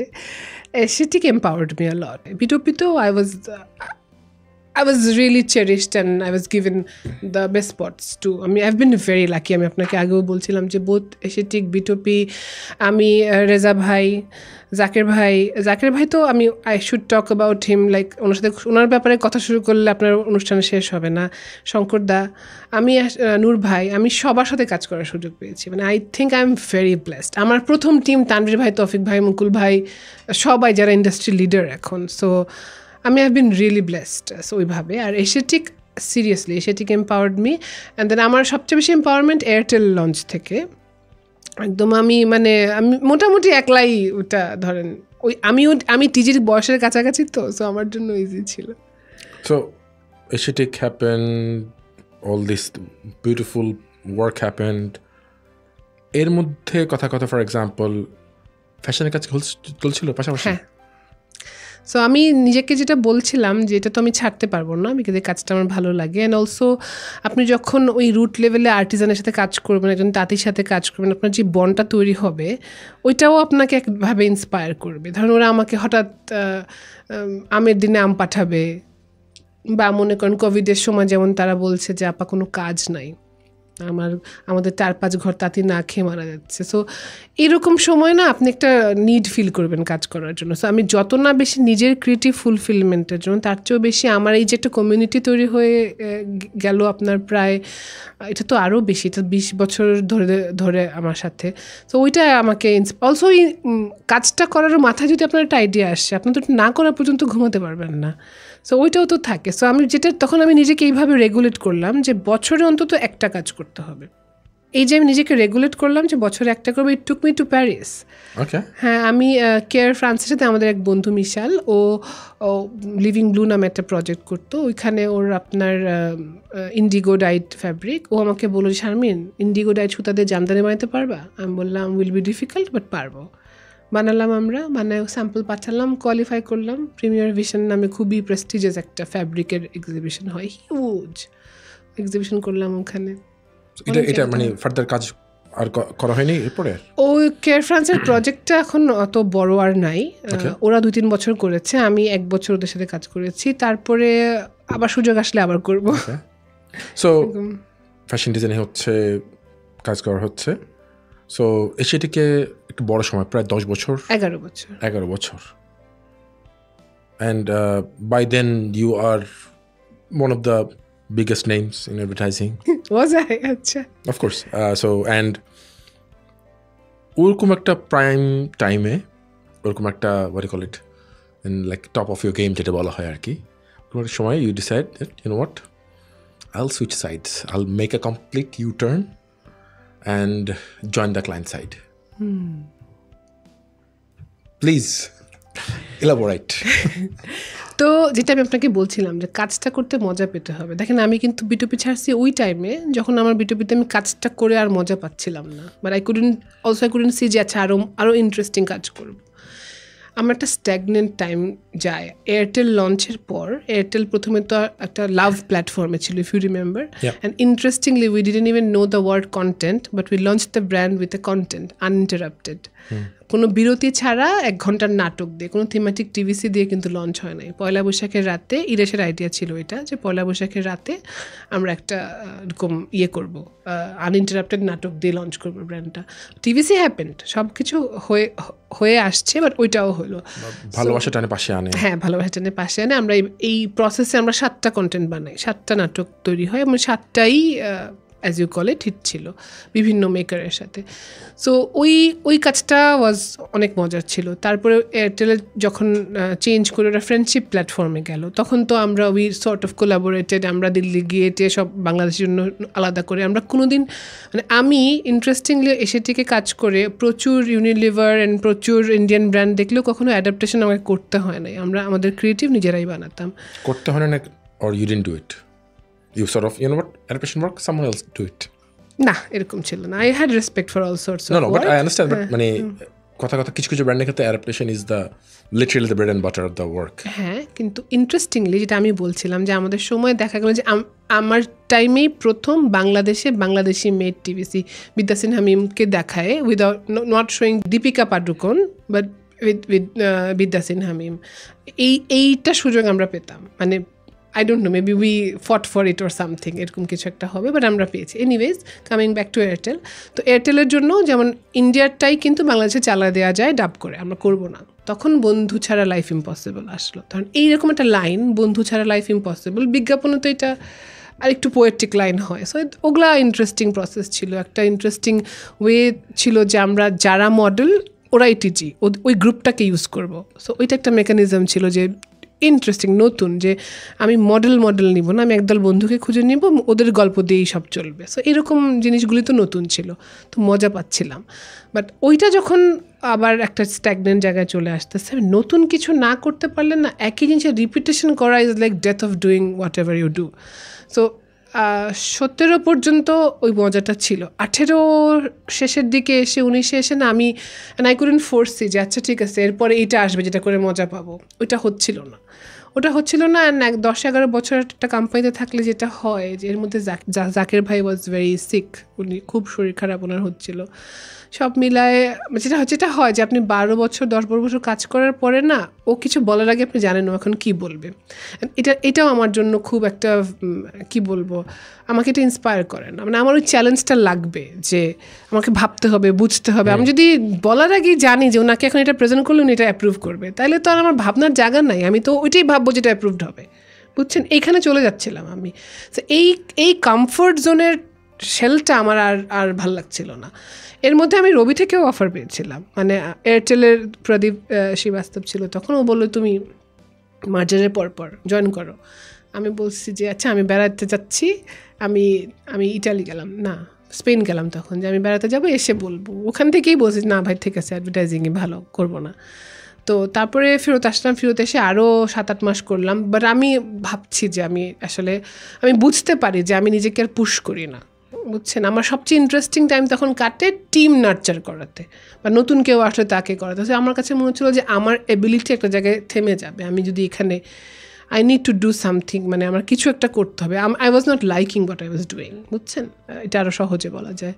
তো এরকম সময় আমি বললাম না, আমি খুবই লাকি এইসব ব্যাপারে। আমার গ্রামীণ ফোন থেকে কল আসলো যে এরকম একটা ওদের ভ্যাকেন্সি আছে, ওখানে ওরা ফিমেল লিডারই নিবে, ওরা আমার সাথে কথা বলতে চায়। আমি বললাম এটা তো আমার কাজের সাথেও মিল নাই, আমি তো এটা জানি না কি কাজ। বললাম হেড অফ রিটেল।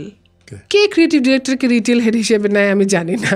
তারপরে আমি বললাম যেটা আপনাকে ঠিক শারমিনকে ফোন করছে, এক্স্যাক্টলি এটাই আমি বললো যে হ্যাঁ আমরা ঠিক শারমিনকেই ফোন করছি, বিকজ ওনারা আসলে, আমি তখন স্কিটও দেখি ইসেটিক থেকে, স্কিটও দেখি অ্যান্ড ওরা প্রেজেন্টেশন করি, মেবি সামবাডি কোথাও দেখে মনে হয়েছে যে হতে পারে। সো ওখান থেকে ওনারা সিভিটা পেয়ে ওনারা একটু রিসার্চ করে ওদের মনে হয়েছে যে আচ্ছা ঠিক আছে লিডারশিপ ফিমেল হবে অ্যান্ড এরকম। টু বি সিএমও, উনি তখন সিলেটে। তো আমাকে বললো যে আপনি ওনার সাথে একটু ভিডিও কলে কথা বলেন অ্যান্ড দেন ইউ সি যে আপনি হবেন কিনা। তো উনি আমাকে যেই ভিশনটা দেখালেন, ওনার খুব ইন্টারেস্টিং ভিশন ছিল, যেখানে আসলে ব্র্যান্ডের একটা টেস্ট বেডের মতন হবে ওনার এই রিটেল পয়েন্টগুলো, উইচ ইজ লাইক আপনার উনি চাচ্ছে ওই মোমেন্ট অফ ট্রুথটা ধরতে, যেরকম অ্যাপল স্টোরে হয়। তো উনি চাচ্ছে যে একটা ম্যানিফেস্টেশন অফ দ্য ব্র্যান্ড হবে and he want somebody experiential হবে অ্যান্ড ওখান থেকেই অনেক কিছু শুরু হবে, এরকম একটা ইন্টারেস্টিং ধারণা। আমি সহজ করে বললাম আর কি। উনি বললেন, তো আমার খুব মজা লাগলো। আমি বললাম যে খুব ইন্টারেস্টিং, কিন্তু আমি তো ভাই এটা কিচ্ছু জানি না, এটা কীভাবে হয়। বললো আপনার ক্রিয়েটিভ ভিশন আছে? আমি বললাম হ্যাঁ আছে। উনি বললো আপনি নতুন কিছু করতে আগ্রহী? আমি বললাম হ্যাঁ আগ্রহী। আপনার তো ব্র্যান্ড কমিউনিকেশন করার ব্যাগেজ নাই না? আমি বললাম যে হ্যাঁ আমি তো ক্রিয়েটিভ কমিউনিকেশনই করি, কিন্তু হ্যাঁ ব্র্যান্ড ম্যানেজারের কাজ আমি কখনো করি নাই। অ্যান্ড হিজ লাইক আপনাকেই খুঁজতেছি আমি, আপনি টিম লিড করতে পারবেন? আমি হ্যাঁ, I have a team of 68 people, আমি কেন পারবো না। তো করলাম। উনি আমাকে প্রথম প্রজেক্টটা দিলাম যে রিটেলটাকে ভেঙে দিবেন, শেষ করে দেবেন, এটা থাকবেই না আর। তো ওই প্রজেক্টটা করলাম। ইন্টারেস্টিং, আমার ইন্টারাকশন হয় ইউনিয়নের সাথে, আমার ইন্টারাকশন হয় এমন সব জিনিসের সাথে যেগুলো আমি নামও জানি না, বুঝছেন? লিগাল প্রসেসের পার্ট ছিল, ওটা করলাম। করার পরে যখন মানে রিটেলটাই ভেঙে 3 জায়গা বা 2 জায়গায় 3 জায়গায় ভেঙে গেল। তো উনি আমাকে গেভ মি আ চয়েস যে আপনি হেড অফ রিটেল থাকবেন নাকি আপনি ব্র্যান্ড কমিউনিকেশনে যাবেন। এগেইন আমি ওয়ে করলাম যে আমি সামনে কী কী করব। আমার মনে হলো যে ব্র্যান্ড কমিউনিকেশনই ইন্টারেস্টিং হবে। আমি আমার অ্যাডভার্টাইজিংয়ের লার্নিংটা ডিফারেন্ট লেন্সে দেখবো যে কী করা যায় এদিক থেকে, এভাবে কীভাবে দেখে। Because I was only confined two মানে যে ক্রিয়েটিভ থিঙ্কিং, বাট এর বাইরে তো আসলে হ্যাঁ অফকোর্স একটা ব্রেন স্টর্মিংয়ের পার্ট যখন আপনি হন তখন তো ওই লাইনগুলি ব্লার্ড, আপনি প্ল্যানার না ক্রিয়েটিভ নাকি কে।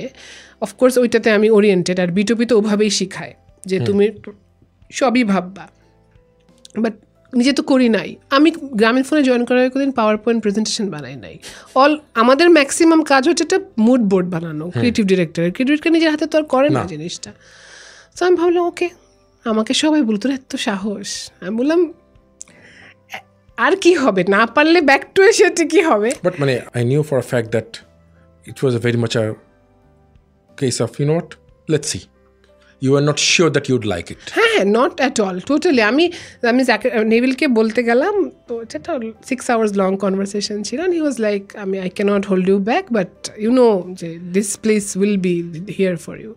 জাকির ভাইকে বলতে গেলাম, উনি বললো যে I can't confine you in one sector of the whole world of work and advertising and communication and everything, so you should explore the world. আমি আটকাবো না তোকে, তুই যা কর, and then you know that doors will be always open. So ওইরকম একটা চিন্তা নিয়ে আমি গেলাম অ্যাডভার্টাইজিং ছেড়ে। Fashion design still continues. গেলাম, যাওয়ার পরেও যে রিটেলটা যখন গেল আমাকে চয়েসটা তো দিয়েছিলেন। আমি অফকোর্স ব্র্যান্ড কমিউনিকেশনে গেলাম। নাফিস ভাই আমার বস হলেন। প্রথম অনেক ধরনের অনেক কিছু 3 মাস 6 মাস করে আমাকে উনি মানে সবাই মনে করলো যে আসলে ব্র্যান্ড হেড হওয়াটাই প্রবাবলি মানে আমার জন্য সুটেবল। ওটাই ধরেন ইটস বিন লাইক 3.5 years ওখানে। সো মানে অ্যাজ ব্র্যান্ড হেড এই রোলটা, বাট টোটাল তো 5 বছর হয়ে গেছে। 5 বছর? হ্যাঁ 5 বছর বেশি, 19 থেকে হ্যাঁ 5.5। সো অঙ্কে তো পারি না। ইন্টারেস্টিংলি আমি গ্রামীণ ফোনে তো আপনি জানেন যে আমি এর মধ্যে মানে I have been blessed again. আমি সব স্বপ্ন যাবে বাড়ি থেকে শুরু করে চলো বাংলাদেশ থেকে সব ব্র্যান্ড প্রজেক্ট করার সুযোগ আমার আসে। অ্যান্ড এখন যেভাবে যেই প্রসেসে গ্রামীণ ফোন কাজ করে, এরকম একটা ক্লায়েন্ট যদি আমি পাইতাম যখন আমি এজেন্সিতে ছিলাম, এরকম আমার মনে হয় এত কোলাবোরেটিভ অ্যান্ড এত ক্রিয়েটিভ প্রসেসে involved and for the good of it, সেরকম হলে খুব ভালো হতো। বা এরকম স্ট্র্যাটেজি টিম যদি আমি পেতাম, এরকম আমার মনে হয়। তো বন্ধু বুঝে আমাকে যখন আমরা করি, মানে ধরেন একটা গ্রামীণ ফোনের মতো মার্কেট লিডার, এত ম্যাস একটা ব্র্যান্ড, এরকম একটা টপিকে কথা বলে which is very close to my heart, and এবং এটা এরকম সাকসেসও দিবে, এটা ধরেন আমার জন্য my reward from working in Grameenphone. And also there are other projects আপনাকে বলছিলাম, so it has been very rewarding here as well. Even though corporate navigate করাটা is not my thing আমার কাছে মনে হয়, because I'm ওখানে তো grow করি নাই। আমরা তো agency, fashion house, agency, writing club, এইসবের মানুষ একটা কর্পোরেট ওয়ার্ল্ডে সাস্টেইন করাটাই আমার জন্য বিগ উইন, যে আমি যে ওখানে সাকসেসফুলি বেতনটা পাই মাস শেষে এখনো আমি মনে করি। এবং মানে দ্য ওয়ার্ক যেটা বললাই যে বন্ধু বোঝে আমাকে, so I was explaining to one of the client yesterday on a chance like on a meeting, যে আসলে আমরা অনেক সময় কোনো কাজ দেখে we get very impressed, very enamoured and say you know what, very good work, হ্যাঁ, এজেন্সিকে বা ডিরেক্টরকে বা whatever, seldom we ask client-কে, client of course we know the brand, but client মানে হচ্ছে someone who accepted the work, হ্যাঁ, এবং any good piece of work যেখানে আসলে probably মানে because of our trade and what not, we celebrate ourselves, মানে the agency or the creative people behind it, or the strategist, or even the servicing people, হ্যাঁ। But যেটা এখানে unsung hero I think is the client part, কারণ for every good piece of work that the agency produced, there is an equally I would say wise or reckless client who accepted that work, যেখানে কি আসলে otherwise that would not have happened. মানে I give example of, let's say, মানে I was fortunate enough, let's say, be part of Frutica, that Shaon ভাইয়ের সাথে কাজ করার ওই সময়, almost like 17-18 years ago now, ওই সময় that client was bold enough or reckless যে ভাই, yeah, we can do that. We can show a corrupt politician for the first time in our history. And people would remember it. আজকেও একটা দেখাচ্ছিল কোন একটা কেসে যে ফ্রুটিকা খেয়ে মনে বলে ফেলছে এটা, দ্যাট স্টিল। এবং সো আমি এই কথা কেন বলছি যে আসলে that piece of work that you were talking about, someone এই যে আমি করতে চাই এটা, and someone let's say upstream, let's say for example this your boss or someone even senior, বাংলাদেশের মতো জায়গায় আমরা কুকুর বিড়াল নিয়ে কাজ করতেই পারি। Because incidentally, I'm sure you know about that, we proposed exactly same thing for another brand, Airtel. যেখানে আমরা বলেছি, you know what, they are our like friends. Friendship day তে আসলে they can be ওরকম জায়গা থেকে, এবং at that time client seemed logical and said, you know what, Bangladesh aspect pet is a sensitive thing. In the sense that অনেকে তো বলে ভাই আপনি মানুষ খেতে পায় না, আপনি এই কুকুর বেল আধিক্যতা করছেন কেন, কি বলবেন এদেরকে? আমরা বললাম মানে if you think with your head, there are lots of reason to not accept that work, but again there are a lot of reason to accept that work, and we ended up not doing it, of course, and Grameenphone did it, and it's one of the probably most iconic piece of work probably in the last 5 years. Yes. Last 5 years, yeah. Say that, huh? In fact, আজকের দিনে আসলে আমরা অনেক কাজ হয়, আমরা জানিও না কাজ হয়ে গেছে, এটা it doesn't stand out, it's not remembered or celebrated for that matter. That's one of the pieces of work যেখানে আসলে probably it shows the true nature of the client also, that who has accepted that work, who has approved that work. So that's all I wanted to say on this. Thank you. আমি একটু rearticulate করব। Approved is not the only role that we play. গ্রামীণফোনের প্রসেসটা right now is more collaborative than that. So এটা কিন্তু simultaneously event strategy থেকে start হয় একসাথে করা, অ্যান্ড আই থিঙ্ক এই ক্যাম্পেইনটার ক্ষেত্রে সিডটা প্রবাবলি আমাদের স্ট্র্যাটেজি টিম থেকেই শুরু হয়েছিল, যে আমরা ডিফারেন্ট ওয়েজ অফ ফ্রেন্ডশিপ দেখাবো। প্রবাবলি আমরা গাছের সাথে বন্ধুত্ব দেখাতে পারি, প্রাণীর সাথে বন্ধুত্ব দেখাতে পারি, if I am not mistaken. And of course agency and Grameenphone brand team works like really one team. এটা একটা বিগ সো অ্যাপ্রুভড ফলের মতন না যে এটা প্রপোজ করা হয়েছে অ্যান্ড অ্যাপ্রুভ বলে এসেছে, এটা সর্ট অফ লাইক আগে থেকেই জানা যে আমরা ফ্রেন্ডশিপ ডেতে এরকম একটা করবো। অ্যান্ড দেন আমি জেনেসিসটাও আপনাকে বলতে পারি যে friendship is inherently a very youth centric thing, আর গ্রামীণফোন তো is a more mass brand. So আমরা ফ্রেন্ডশিপ ডেতে আমরা we also need to own youth, we also need to do something. So and then that's how it happened, and it's a very collaborative process. So approval এর scope নাই আসলে, এটা শুরুই হয় একসাথে, এটা হচ্ছে এক নম্বর। সেকেন্ড কথা হচ্ছে যে গ্রামীণফোন একটা এমন অর্গানাইজেশন যে আপনার কাজ আপনি করবেন। If you are a subject matter expert, you will not be asked question. Of course review হবে, of course আপনি answerable for any result of any campaign or any project, কিন্তু nobody will thrash it upon you যে এইটা আপনার করতে হবে। যে ওই ব্যাপারটায় তার authority is not the right word, তার স্পেশালাইজেশনের বাইরে সে ওইটা আপনাকে বলবে না। At least I didn't come across that. So that's another beauty of it, যে আমরা ব্র্যান্ড টিম মনে করি এটা করা দরকার, তাহলে এটা করা দরকার। আমার এক্সপিরিয়েন্স হচ্ছে অ্যাডভার্টাইজিং এমন একটা জিনিস, কমিউনিকেশন এমন একটা জিনিস যেখানে আসলে everyone has an opinion, fortunately. এবং I remember one of the first, like in my early years, I went to a sort of a presentation. হচ্ছে আমার my GM was there, he's the senior most person, agency head. So যাকে present করা হচ্ছে, he's the head of marketing, সে sales কজন ডেকে নিয়ে আসছে, what do you think of this? এক পর্যায়ে আমার যে এজেন্সি হেড সে বললো, you know what, these are not a matter of democracy, you take a decision and go with it. So in the sense এখানে মানে সাবজেক্ট ম্যাটার এক্সপার্টের angle আছে, probably equally strong হচ্ছে যে আসলে you go with your belief, you go with your conviction. আমি বাইরে থেকে এসে if I try to influence it, probably chances are high that I'll influence it in a not so ideal way. এখানে শায়দ একটা ব্যাপার কি, ধরেন প্রত্যেকটা মানুষ কেউ কেন কি বলছে বা কেন একটা ফিডব্যাক ফর দ্যাট ম্যাটার দিচ্ছে বা কেন একটা অবজারভেশন শেয়ার করছে, বিকজ তার অবজেক্টিভ অ্যান্ড তার থট প্রসেস অ্যান্ড তার narrative is different from another's. ধরেন একজন যদি সেলস হেড হয়, ওনার এজেন্ডা, ওনার অবজেক্টিভ, ওনার লুকিং অ্যাট দ্যাট থিং, ওনার point of view will be different. ঠিক আছে, যে ব্র্যান্ড হেড হবে তার অবজেক্টিভ ডিফারেন্ট হবে। সো ওইটাই আমি বলছিলাম যে এই of course anybody can have an opinion, সবাই তো দর্শক একভাবে, সো সেই ওপিনিয়ন থাকতেই পারে, বাট আমি কোনটা নিব আর কতটুকু ওখান থেকে রেলেভেন্ট ফর মি, এটা আসলে যার কাজ তাকেই করতে দেওয়া ভালো। So we have been. So it's I think it's an example of a mature work culture. That's a market leader. এই জন্যই তারা এতদিন ধরে। So মানে এখানে almost like a chicken and egg situation. এখানে they have become market leader because of this, or মানে market leader বলে এই ধরনের প্র্যাকটিস করতে পারছে। It works both ways আসলে।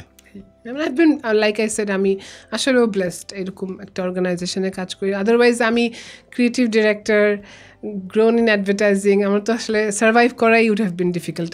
এর আগেও যেটা বলছিলাম যে আসলে ওইভাবেই accepted. So we're at the end of this whole thing. So one last question. So এই মুহূর্তে industry agency, and you've been to both sides of the table. What do you feel about it? Are we in a good place? Are we in a precarious place? What do you feel?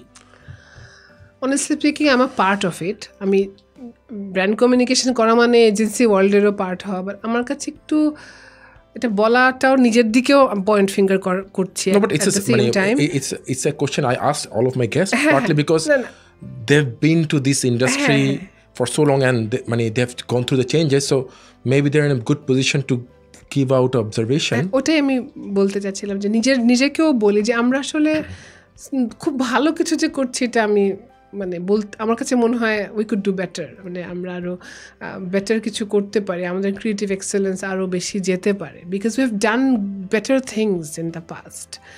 মানে holistically saying, মানে পুরো industry থেকে বলছি যে ধরেন যে কোনো form, এখন মানুষ বলবে যে সব কিছু ডিজিটালে হয়, সব কিছু ফোনে হয়, এগুলি তো থাকবে, that's the part of your life, এটা এভলিউশনের পার্ট, এটা পৃথিবীর সময় তো আগাবে, এটা তো হওয়ারই কথা। বাট ক্রিয়েটিভলি আমরা অনেক ইন্টারন্যাশনাল অ্যাওয়ার্ড পাই এখন, আগে যেটা আমরা পেতাম না, কিন্তু আপনি খুঁজে দেখেন আমাদের পুরানো কাজের যে অথেন্টিসিটি, যেই পুরানো মানে বাংলাদেশি একটা কাজ, ওই জিনিস খুব একটু কম দেখি এখন। মানে অনেস্টলি স্পিকিং অনেক বেশি ইনফ্লুয়েন্সড, অনেক বেশি trying to be something that I am naturally not, এরকম একটা ব্যাপার আমার কাছে লাগে। খুব কমই আমি মানে অনেক পরে ভালো কাজ দেখি। আপনার কিছু মনে হবে নাকি জানি না, মানে আমরা যখন ইয়াং, আমাদের জন্য বিজ্ঞাপন এটা আমাদের এন্টারটেনমেন্টের ফর্ম ছিল, আমাদের জন্য এটাই কন্টেন্ট, আমরা কনজিউম করতাম। একটা সুন্দর অ্যাড দেখবো, মানে নীল দরিয়া কি সুন্দর, এটা নিয়ে আমরা কথা বলবো, মানে ওই জায়গাটা আমার মনে হয় আমরা ধরে রাখতে পারি। For example, at one point of time, I think advertising was probably ahead of the popular culture. Let's say alo alo বা কি বলে আমাদের পেপস জেলের যে অ্যাডগুলো, come on everybody smile, so ওই সময় দেখে মনে হতো, you know what, this is Bangladeshi culture, it's like almost মনে হতো যে যত ক্রিয়েটিভিটি প্র্যাকটিস হয়, যতগুলি ম্যানিফেস্টেশনে, যতগুলি সেক্টরে ক্রিয়েটিভিটি হয়, advertising was ahead of everything. এখন কি আমরা ওইখানে? এখন বাংলাদেশের আর্কিটেকচার দেখেন আপনি, আমার কাছে মনে হয় বাংলাদেশি আর্কিটেক্টরা তো সারা বিশ্বে ভালো করছে, সেটা বাদ দিলাম। আপনি যদি একটু সময় নেন, আমাদের এত ক্রাউডেড সিটি দেখা যায় না, আপনি একটু খেয়াল করে আর্কিটেকচার দেখেন, আমাদের আর্কিটেকচার বলার মতন ভালো। ইভেন আমাদের ফটোগ্রাফাররাও অনেক ভালো ছবি তুলে। আমরা অ্যাডভার্টাইজাররা কি ওই লেভেলে আগে মানে ভালো মানে আমি এটা প্রায় 3 থেকে 4 বছর আগে I was in an interview like sort of in your hot seat. আমি তখন একটা প্রেডিকশন করেছিলাম যে I'm not hopeful of this industry, partly because I think the way it treats itself, or the way it lets other parties treat itself, এখানে গিয়ে আসলে probably it doesn't মানে look very bright for us. যেখানে গিয়ে কথা আমি একটা সময় ছিল যেখানে গিয়ে wish to when you're speaking about your early days at B2P or সেটিক চিন্তা ভাবনা করছি অনেক সময় ধরে, রাইট? হ্যাঁ। সো আজকের দিনে আসলে মানে I think even the biggest agency, even the best agency in this market doesn't get to do that. That's a luxury. Absolutely. বসে না থেকে 4টা ক্যাপশন লেখাও। হ্যাঁ, আমি নিজেই এটা আপনাকে বলতে পারি। আমার এরকম দিন আছে যে আমাকে একটা টিভিসি ভাবতে বলা হয়েছে, আমাকে বলছে সারাদিন তুই কিচ্ছু করবি না, ওইখানটা বসে তুই এটাই ভাব, এটাই তোর কাজ। হ্যাঁ, পরদিন সকালে আবার আমার বস আসবে, তাকে গিয়ে শোনাবো ভালো হলো বা খারাপ হলো। আজকালকার বাচ্চাদেরকে আমি মানে আমি যখন অ্যাডভার্টাইজিং ছেড়ে গেছে আমার টিম মনে হতো যে ইস বেচারাকে কয়টা কাজ দিলাম, ও কোনটা রেখে কোনটা ভাববে। আমি ফিল করে গেছি 5 years ব্যাক, এখন তো নিশ্চয়ই আরও খারাপ। Also I do understand profitability and everything else. Also talent পুলের কী অবস্থা। আমাদের সময় তো ধরেন আপনি আইবি পড়ে অ্যাডভার্টাইজিং করেন, এখন আপনি কয়টা গ্র্যাজুয়েট পাবেন? এটা তো একটা ভিশাস সার্কেলের মতন। আপনি ওর ক্যারিয়ার ট্রাজেক্টরি কতটুকু, আপনি কতটুকু পে করতে পারেন, সব মিলায় এই অবস্থা। অলসো ঢাকার বাইরের কয়টা ছেলে অ্যাডভার্টাইজিংয়ে আসে? আমাদের তানভীর চৌধুরী, আমাদের কতজন মানে রাজশাহী ইউনিভার্সিটি থেকে, জাহাঙ্গীরনগর থেকে, মানে সব ধরনের ছেলে পেলে, আমাদের ফারুক শামস ধরেন, ও তো বিদেশি, আধা বিদেশি। সো এই যে একটা মিক্স, যে সব ধরনের ট্যালেন্টেড ব্রাইটেস্ট মাইন্ডস অ্যাডভার্টাইজিংয়ে, আদিত্যর মতন তো আমি মানে ইয়ার্স ধরে এরকম কাউকে দেখি না। আমার ধারণা প্রবলি একটা টাইম ক্রস করে গেছে, সর্ট অফ ট্রানজিশন, যেখানে কি আসলে অ্যাডভার্টাইজিং আসতো হচ্ছে ফর মানে আমি খুব ভালোভাবে বলতে পারছি না, বাট টাকাটা সেকেন্ডারি, কাজ করি আগে, এরকম একটা মাইন্ডসেট নিয়ে। I think prime example is you. মানে you literally probably joined at 10% of what you were making at the time. So ওরকম একটা জায়গা থেকে এসে you know what, wherever there is money I'll go there. যখন আসলে advertising probably is many things, but it will not make you rich overnight. That's one of the realization you have to have when you come to this industry.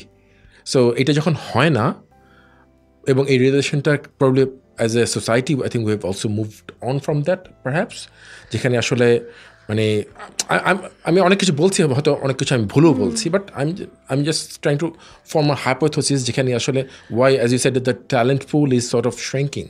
হ্যাঁ, যেখানে গিয়ে you have lot more tool today. মানে আমাদের সময় একটা phone এত powerful না যে it almost as good as a DSLR or মানে SLR এর মতো পাওয়ারফুল কিছু না।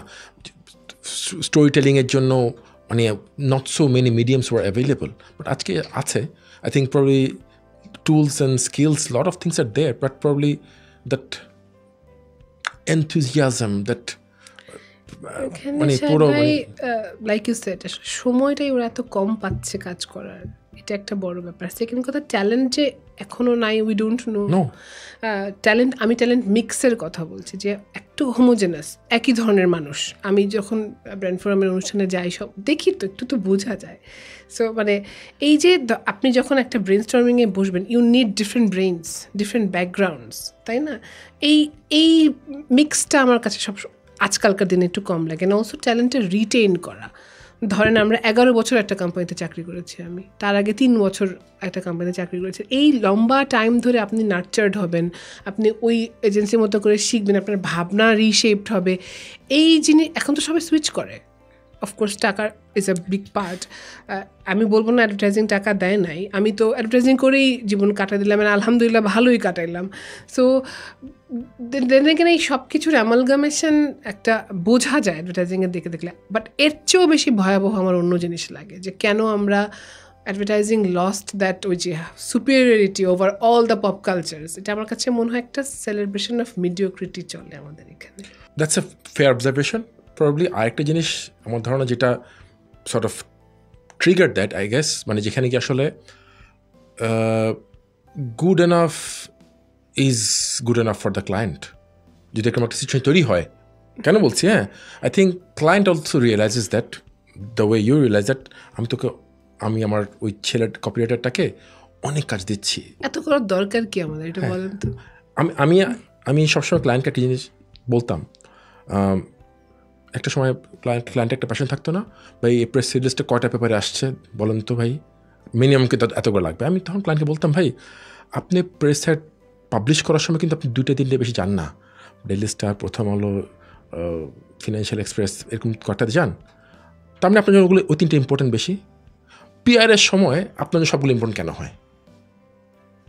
You tell me. আসলে ইম্পর্টেন্ট না এটা। আপনি এটা আপনার জন্য একটা সর্ট অফ বেঞ্চমার্ক ধরেছেন, বা আপনার বস আপনার জন্য বেঞ্চমার্ক ধরেছে কি মাত্র 3টা পত্রিকা আসলো প্রেস রিলিজ, তোমার এজেন্সি তো কোনো কাজই করে না। বাট এটা অ্যাবসলিউটলি ফিকটিশিয়াস। বাকি নিউজ পেপারগুলো আমার জন্য ইম্পর্টেন্ট না।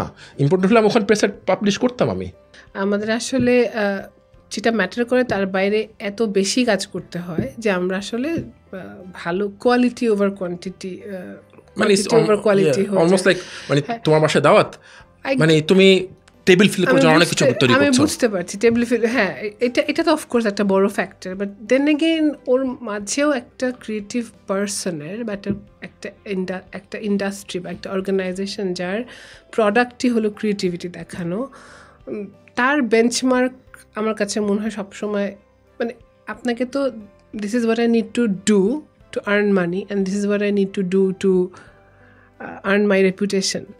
সো ওই ওয়েইনটাও করা জরুরি। আসলে ওইটাই যদি ভালো করে করতে না পারি তাহলে আসলে লাইক আই সেড যে আমি আসলে যখন দেখি যে আপনি আমাকে বারবার বলেন যে তো why did you move from that to this বা দিস টু দ্যাট, আমার কাছে যেটা মনে হয় যে that is my way of looking in to things. যদি আমার নিজের গ্রোথ না দেখি আর যেটা কাজ করতেছি ওটাও আমাকে কোনো আনন্দ না দেয় তাহলে সেটা আমার কাছে ম্যাটার করে না। আমার কাছে মনে হয় এটা করার কোনো অর্থ নাই। আমার আসলে যেই মুহূর্তে মনে হবে যে গ্রামীণফোনে আমি আর কিছু দেয়ার নাই আমার, বা আর কিছু নেয়ারও নাই, আমি probably Al move on. So কিন্তু একটা এজেন্সির তো আসলে ওর খেতেই হয় ক্রিয়েটিভিটি করে। সো ওইটাই shouldn't B the what brings you more clients, or shouldn't be that what your quest is for, যে ওটাই হওয়া উচিত। তার জন্য এখন আসলে আমি বুঝি এত সহজ না এজেন্সিদের জন্য। আমি সেদিন একটা ক্লায়েন্ট ভিজিট করতে গেলাম, ক্লায়েন্ট বললো যে আপনি জানেন এরকম জিনিস লঞ্চ হয়েছে, একটা এক্সাম্পল দিল। আমি just name it, there is a Square একটা ব্র্যান্ড আছে কুল, ঠিক আছে? সো ওরা একটা ডিও স্টিক লঞ্চ করেছে। Did you know about it? বাংলাদেশের ফার্স্ট। হ্যাঁ, সো পরে আমি ঘাটাঘাটি করলাম, ওদের দে হ্যাভ মানে ভিডিও অ্যাসেট দেখেছি, আমি জানি টিভিসি নাকি এটা, but they have video asset for that. I know about Cool, but stick আছে এটা জানি। হ্যাঁ, সো আমি পার্সোনালি ইউজ করছি। আমি সবসময় আমার শেষ হয়ে গেলে আমি দোকানে গিয়ে Old Spice, that's my brand, ওটা খুঁজে বের করি। তাই নাকি? How come I missed it? কবে করলো এটা? এই বছর শুরুর দিকে করেছে। So this is July. So 5 মাস 6 মাস হয়ে গেছে। কোথায় দিয়ে কোথায় গেছে? I am in the industry, I should know about it. I am sort of মানে ashamed that I didn't know that. Same here. হ্যাঁ, সো এখানে গিয়ে এখন সমস্যা হচ্ছে বা রিয়েলিটি হচ্ছে যে টিম কাজ করেছে, হ্যাঁ, সে কিন্তু এটা নিয়ে কোনো ভালো মন্দ কিছু শুনে নেই। ভালো করলাম না খারাপ করলাম, যে কাজটা করলাম কিছু শুনে নেই। So for that team just another day at work. Mediocrity is a fact, but mediocrity is not the symptom. Mediocrity is not also the reason. Mediocrity is just a result of things, many things.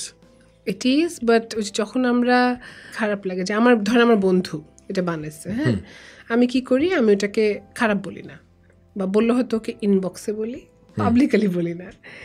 এটা ঠিক আছে, that's how I we look after each other. কিন্তু অনেক সময় ভালো না হলেও ভালো যে আমরা বলি, এটার কারণে বেঞ্চমার্কটা নিচে নেমে যায় না?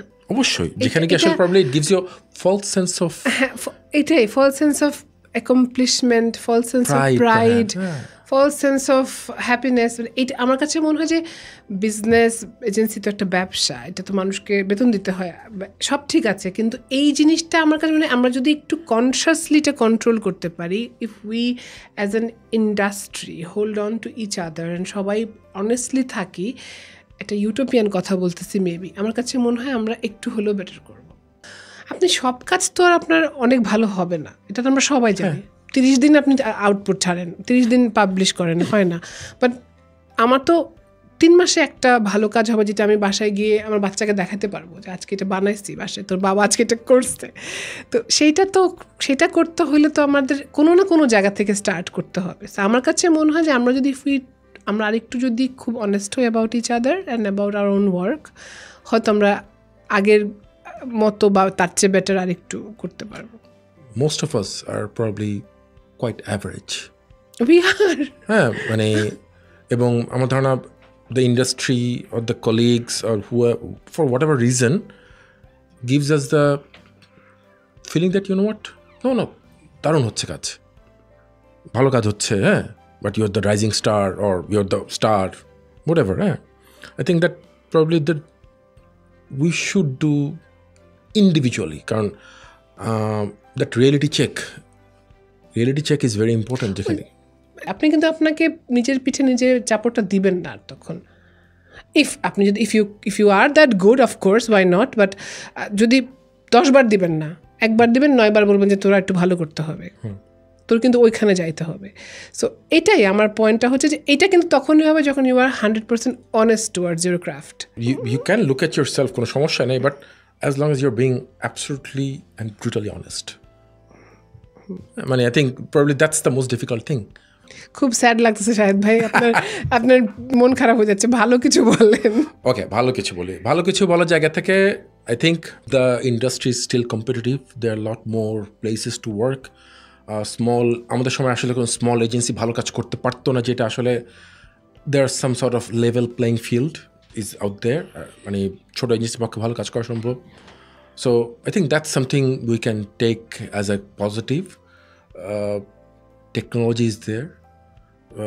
আমাদের সময় হয়তো if I go back 20 years or 15 years, 4টা ভালো ডিরেক্টর ছিল, আজকে এসে I think we have 20 good directors. So that's a good thing. And আমাদের audience probably is trying to, or on the process of appreciating good things. So ওইটা আছে, আমাদের exposure বেড়েছে. So those are good things. But আমার ধারণা we have to utilize those good things and like churn out something greater. That's probably, I would say, as a sort of a positive outtake. Fair enough. So কি বলে, সব নৌকায় পা দিয়ে এসে এই মুহূর্তে যদি বলা হয় যে আসলে you know what, we've seen it all, you've done it all, what's next? I think I want to explore writing. Okay. Actual writing, মানে বিজ্ঞাপনের 60 সেকেন্ডের স্ক্রিপ্ট না আর কি। আমার কাছে মনে হয় একটা লং ফর্ম অফ রাইটিং, সেটা ঠিকভাবে। You are a columnist, by the way, in case our audience doesn't know it. You are a columnist. Still ছোট, মানে আমি লং ফর্ম বলতে নভেল ফর্ম ওর স্ক্রিন প্লে ফর্ম, ফিকশন, হ্যাঁ fiction form, any আমার কাছে মনে হয় যে চিন্তাগুলিকে একটা লম্বা ক্রিয়েটিভ প্রসেসের মাঝখান দিয়ে যদি নিতে পারি, তাহলে আই নো যে আমার সব চিন্তা আমি এক জায়গায় এনে একটা প্রসেসে ফেলে কিছু, আমার একটা লং মানে স্লো, আমি আসলে যেটা হোয়াট হ্যাপেন্ড ইজ, আমি একটা স্লো লিভিং নামের একটা ভিডিও দেখে ফেলছিলাম, বুঝছেন, তো জীবনটা ওখানে একটু হালকা নষ্ট হয়ে গেছে। কবে দেখা হয়েছিল? 1-2 বছর আগে। তো আমার কাছে তারপরে আমি আরও অনেক লেখাপড়া করি, আমার কাছে মনে হয় যে this world is so short spend. এখন তো কন্টেন্ট আপনি রিল কনজিউম করেন, আর এভরিথিং ইজ, মানে আমাদের লিটারেচারের ভাষায় স্লাইডিং সিগনিফায়ার বলে, যে এভরিথিং একটার পর একটা চেঞ্জ হয়, নিচ্ছে পড়া তো মাথা আগে খারাপ করে ফেলছে, বুঝছেন। সো তখন আমার মনে হয় যে nothing sustains and it probably doesn't make sense. So আমার কাছে লঙ্গার ফর্মে কিছু করতে ইচ্ছা। Fashion design will always be there, because এটা আমার আসলে প্রথম ওরিয়েন্টেশন টু ক্রিয়েটিভিটি, তো আমি এটা থেকে বের হতে পারি না। ওই জার্নি কি শুরু হয়েছে অলরেডি, লেখালেখি জার্নি? Bits and pieces বলা যেতে পারে, but I'm enjoying. Anything published? না। Okay. পাবলিশড আসলে ওই ডেইলি স্টারের কলামসই, ওইটার বাইরে আসলে as you said like something long form, ওইটার না ওইটার process, as in if you ask me যে do you know what you want to write, I know. হ্যাঁ, okay.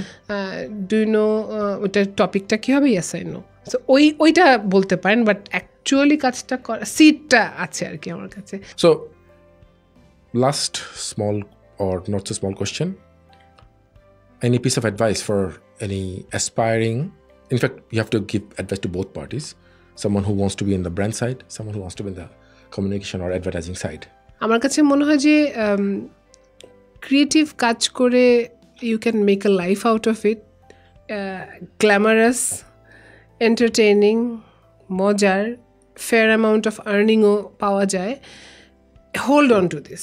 এই ফিল্ডে তুমি যদি খাটো, যদি তুমি কাজ করো, তোমার যদি অ্যাম্বিশন থাকে ভালো কাজ করার, তুমি আসলে ভালো করবে, তুমি ক্যারিয়ারে ভালো করবে, তোমার কাজ পৃথিবী দেখবে.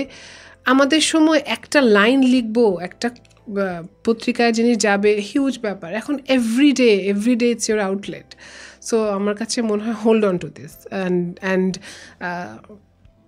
কাজটা করলে, যদি কনসিস্টেন্টলি কাজটা করে, তাহলে আসলে this field is rewarding, creative field. You get to work with all the who's and you get to learn from the best. You have your exposure. আমি আজকে অ্যাডভার্টাইজিংয়ে কাজ করা একটা ছেলে বা একটা মেয়ের যত দিকে একটা আন্ডারস্ট্যান্ডিং হয়, ও যত জানতে পারে, and then this makes you, যে শাওন ভাইও বলছিল, this place makes your knowledge, your look, your way of looking the world so enriched. আপনি পৃথিবীটাকে অন্যভাবে দেখবেন. এটা অ্যাজ আ হিউম্যান বিইংও গ্রো করাবে, এটা অ্যাজ ইউর ক্যারিয়ারও গ্রো করাবে. So hold on to this. মানে অস্থির না হয়ে এখানে একটু সময় দিতে হবে, এখানে আরও অনেস্টি দিয়ে কাজ করতে হবে. সো এটা হচ্ছে ক্রিয়েটিভে যে ক্যারিয়ার করতে চায় তার জন্য যে সময় দিতে হবে আর একটু ধৈর্য ধরতে হবে. এটা এরকম আসে না, সময় লাগে, but it will be rewarding. কাজের ক্ষেত্রে, ক্যারিয়ারের ক্ষেত্রে, ফেমের ক্ষেত্রে, টাকার ক্ষেত্রে, সব দিকেই. এখনই দারুণ হয়েছে বলে থেমে যাওয়া যাবে না. ব্র্যান্ড কমিউনিকেশনে আসলে আমার এত কম সময়, আর লাইক আই সেড যে এই দিকের জন্য অ্যাডভাইস দেওয়ার জায়গাতে আমি এখনও গেছি কিনা আমি জানি না, but since I have been fortunate to work with the biggest brand, so ওটা যেটা আমি বলতে পারি যে brand communication is also wonderful place to work. এখানে কাজ করার জন্য শুধু যে আমি ব্র্যান্ড জানবো, মার্কেটিং জানবো, এটাই গুড এনাফ না. You also have to have the creative flair. আমি দেখি ওই ব্র্যান্ড ম্যানেজারগুলি সবচেয়ে ভালো করে যাদের একটা ন্যাক ফর ক্রিয়েটিভিটি থাকে, যারা পপ কালচারে ওরিয়েন্টেড, যারা 2-3টা জিনিস পড়ে, 2-3টা ভ্লগ দেখে, যারা up to date with pop culture. So ওদের কাজ আরও ভালো হয়, অ্যান্ড দেন ওরা আরও বেশি ইন্সপায়ার করতে পারে ওদের ক্রিয়েটিভ কাউন্টার পার্টকে ভালো কাজ আনার জন্য. So if you work with brand, your job is not only confined in thinking about the brand, but also about the, মানে পুরা ক্রিয়েটিভ ফিল্ডটার মধ্যে যত বেশি সে জানবে, তত এনরিচড হবে, তার কাজটা তত ভালো হবে. আর ব্র্যান্ড কমিউনিকেশনে ক্যারিয়ারে ভালো করা নিয়ে আসলে আমি নাই বলি. আমার মনে হয় দুই ক্ষেত্রে কাজটা ভালো হলে ক্যারিয়ার তো অটোমেটিক ভালো হয়ে যাওয়ার কথা, because your work should speak for you. Sharmin, thank you for being here, and it was lovely chatting with you. আবার কোনো একদিন ইনশাআল্লাহ দেখা হবে. Okay. Yes, and thanks for your time. Thank you Shahad ভাই, থ্যাংক ইউ সো মাচ. বেশ লম্বা একটা ডিসকাশন হলো. মনে হতে পারে আমরা হয়তো বেশ হোপলেস আমাদের ইন্ডাস্ট্রি নিয়ে. ব্যাপারটা একদমই এরকম না. আসলে আমরা দুজনই অনেক passionate এবং emotional about this industry. With that note, with all the good hopes for this industry, let us conclude our show today. Thank you for watching. See you soon.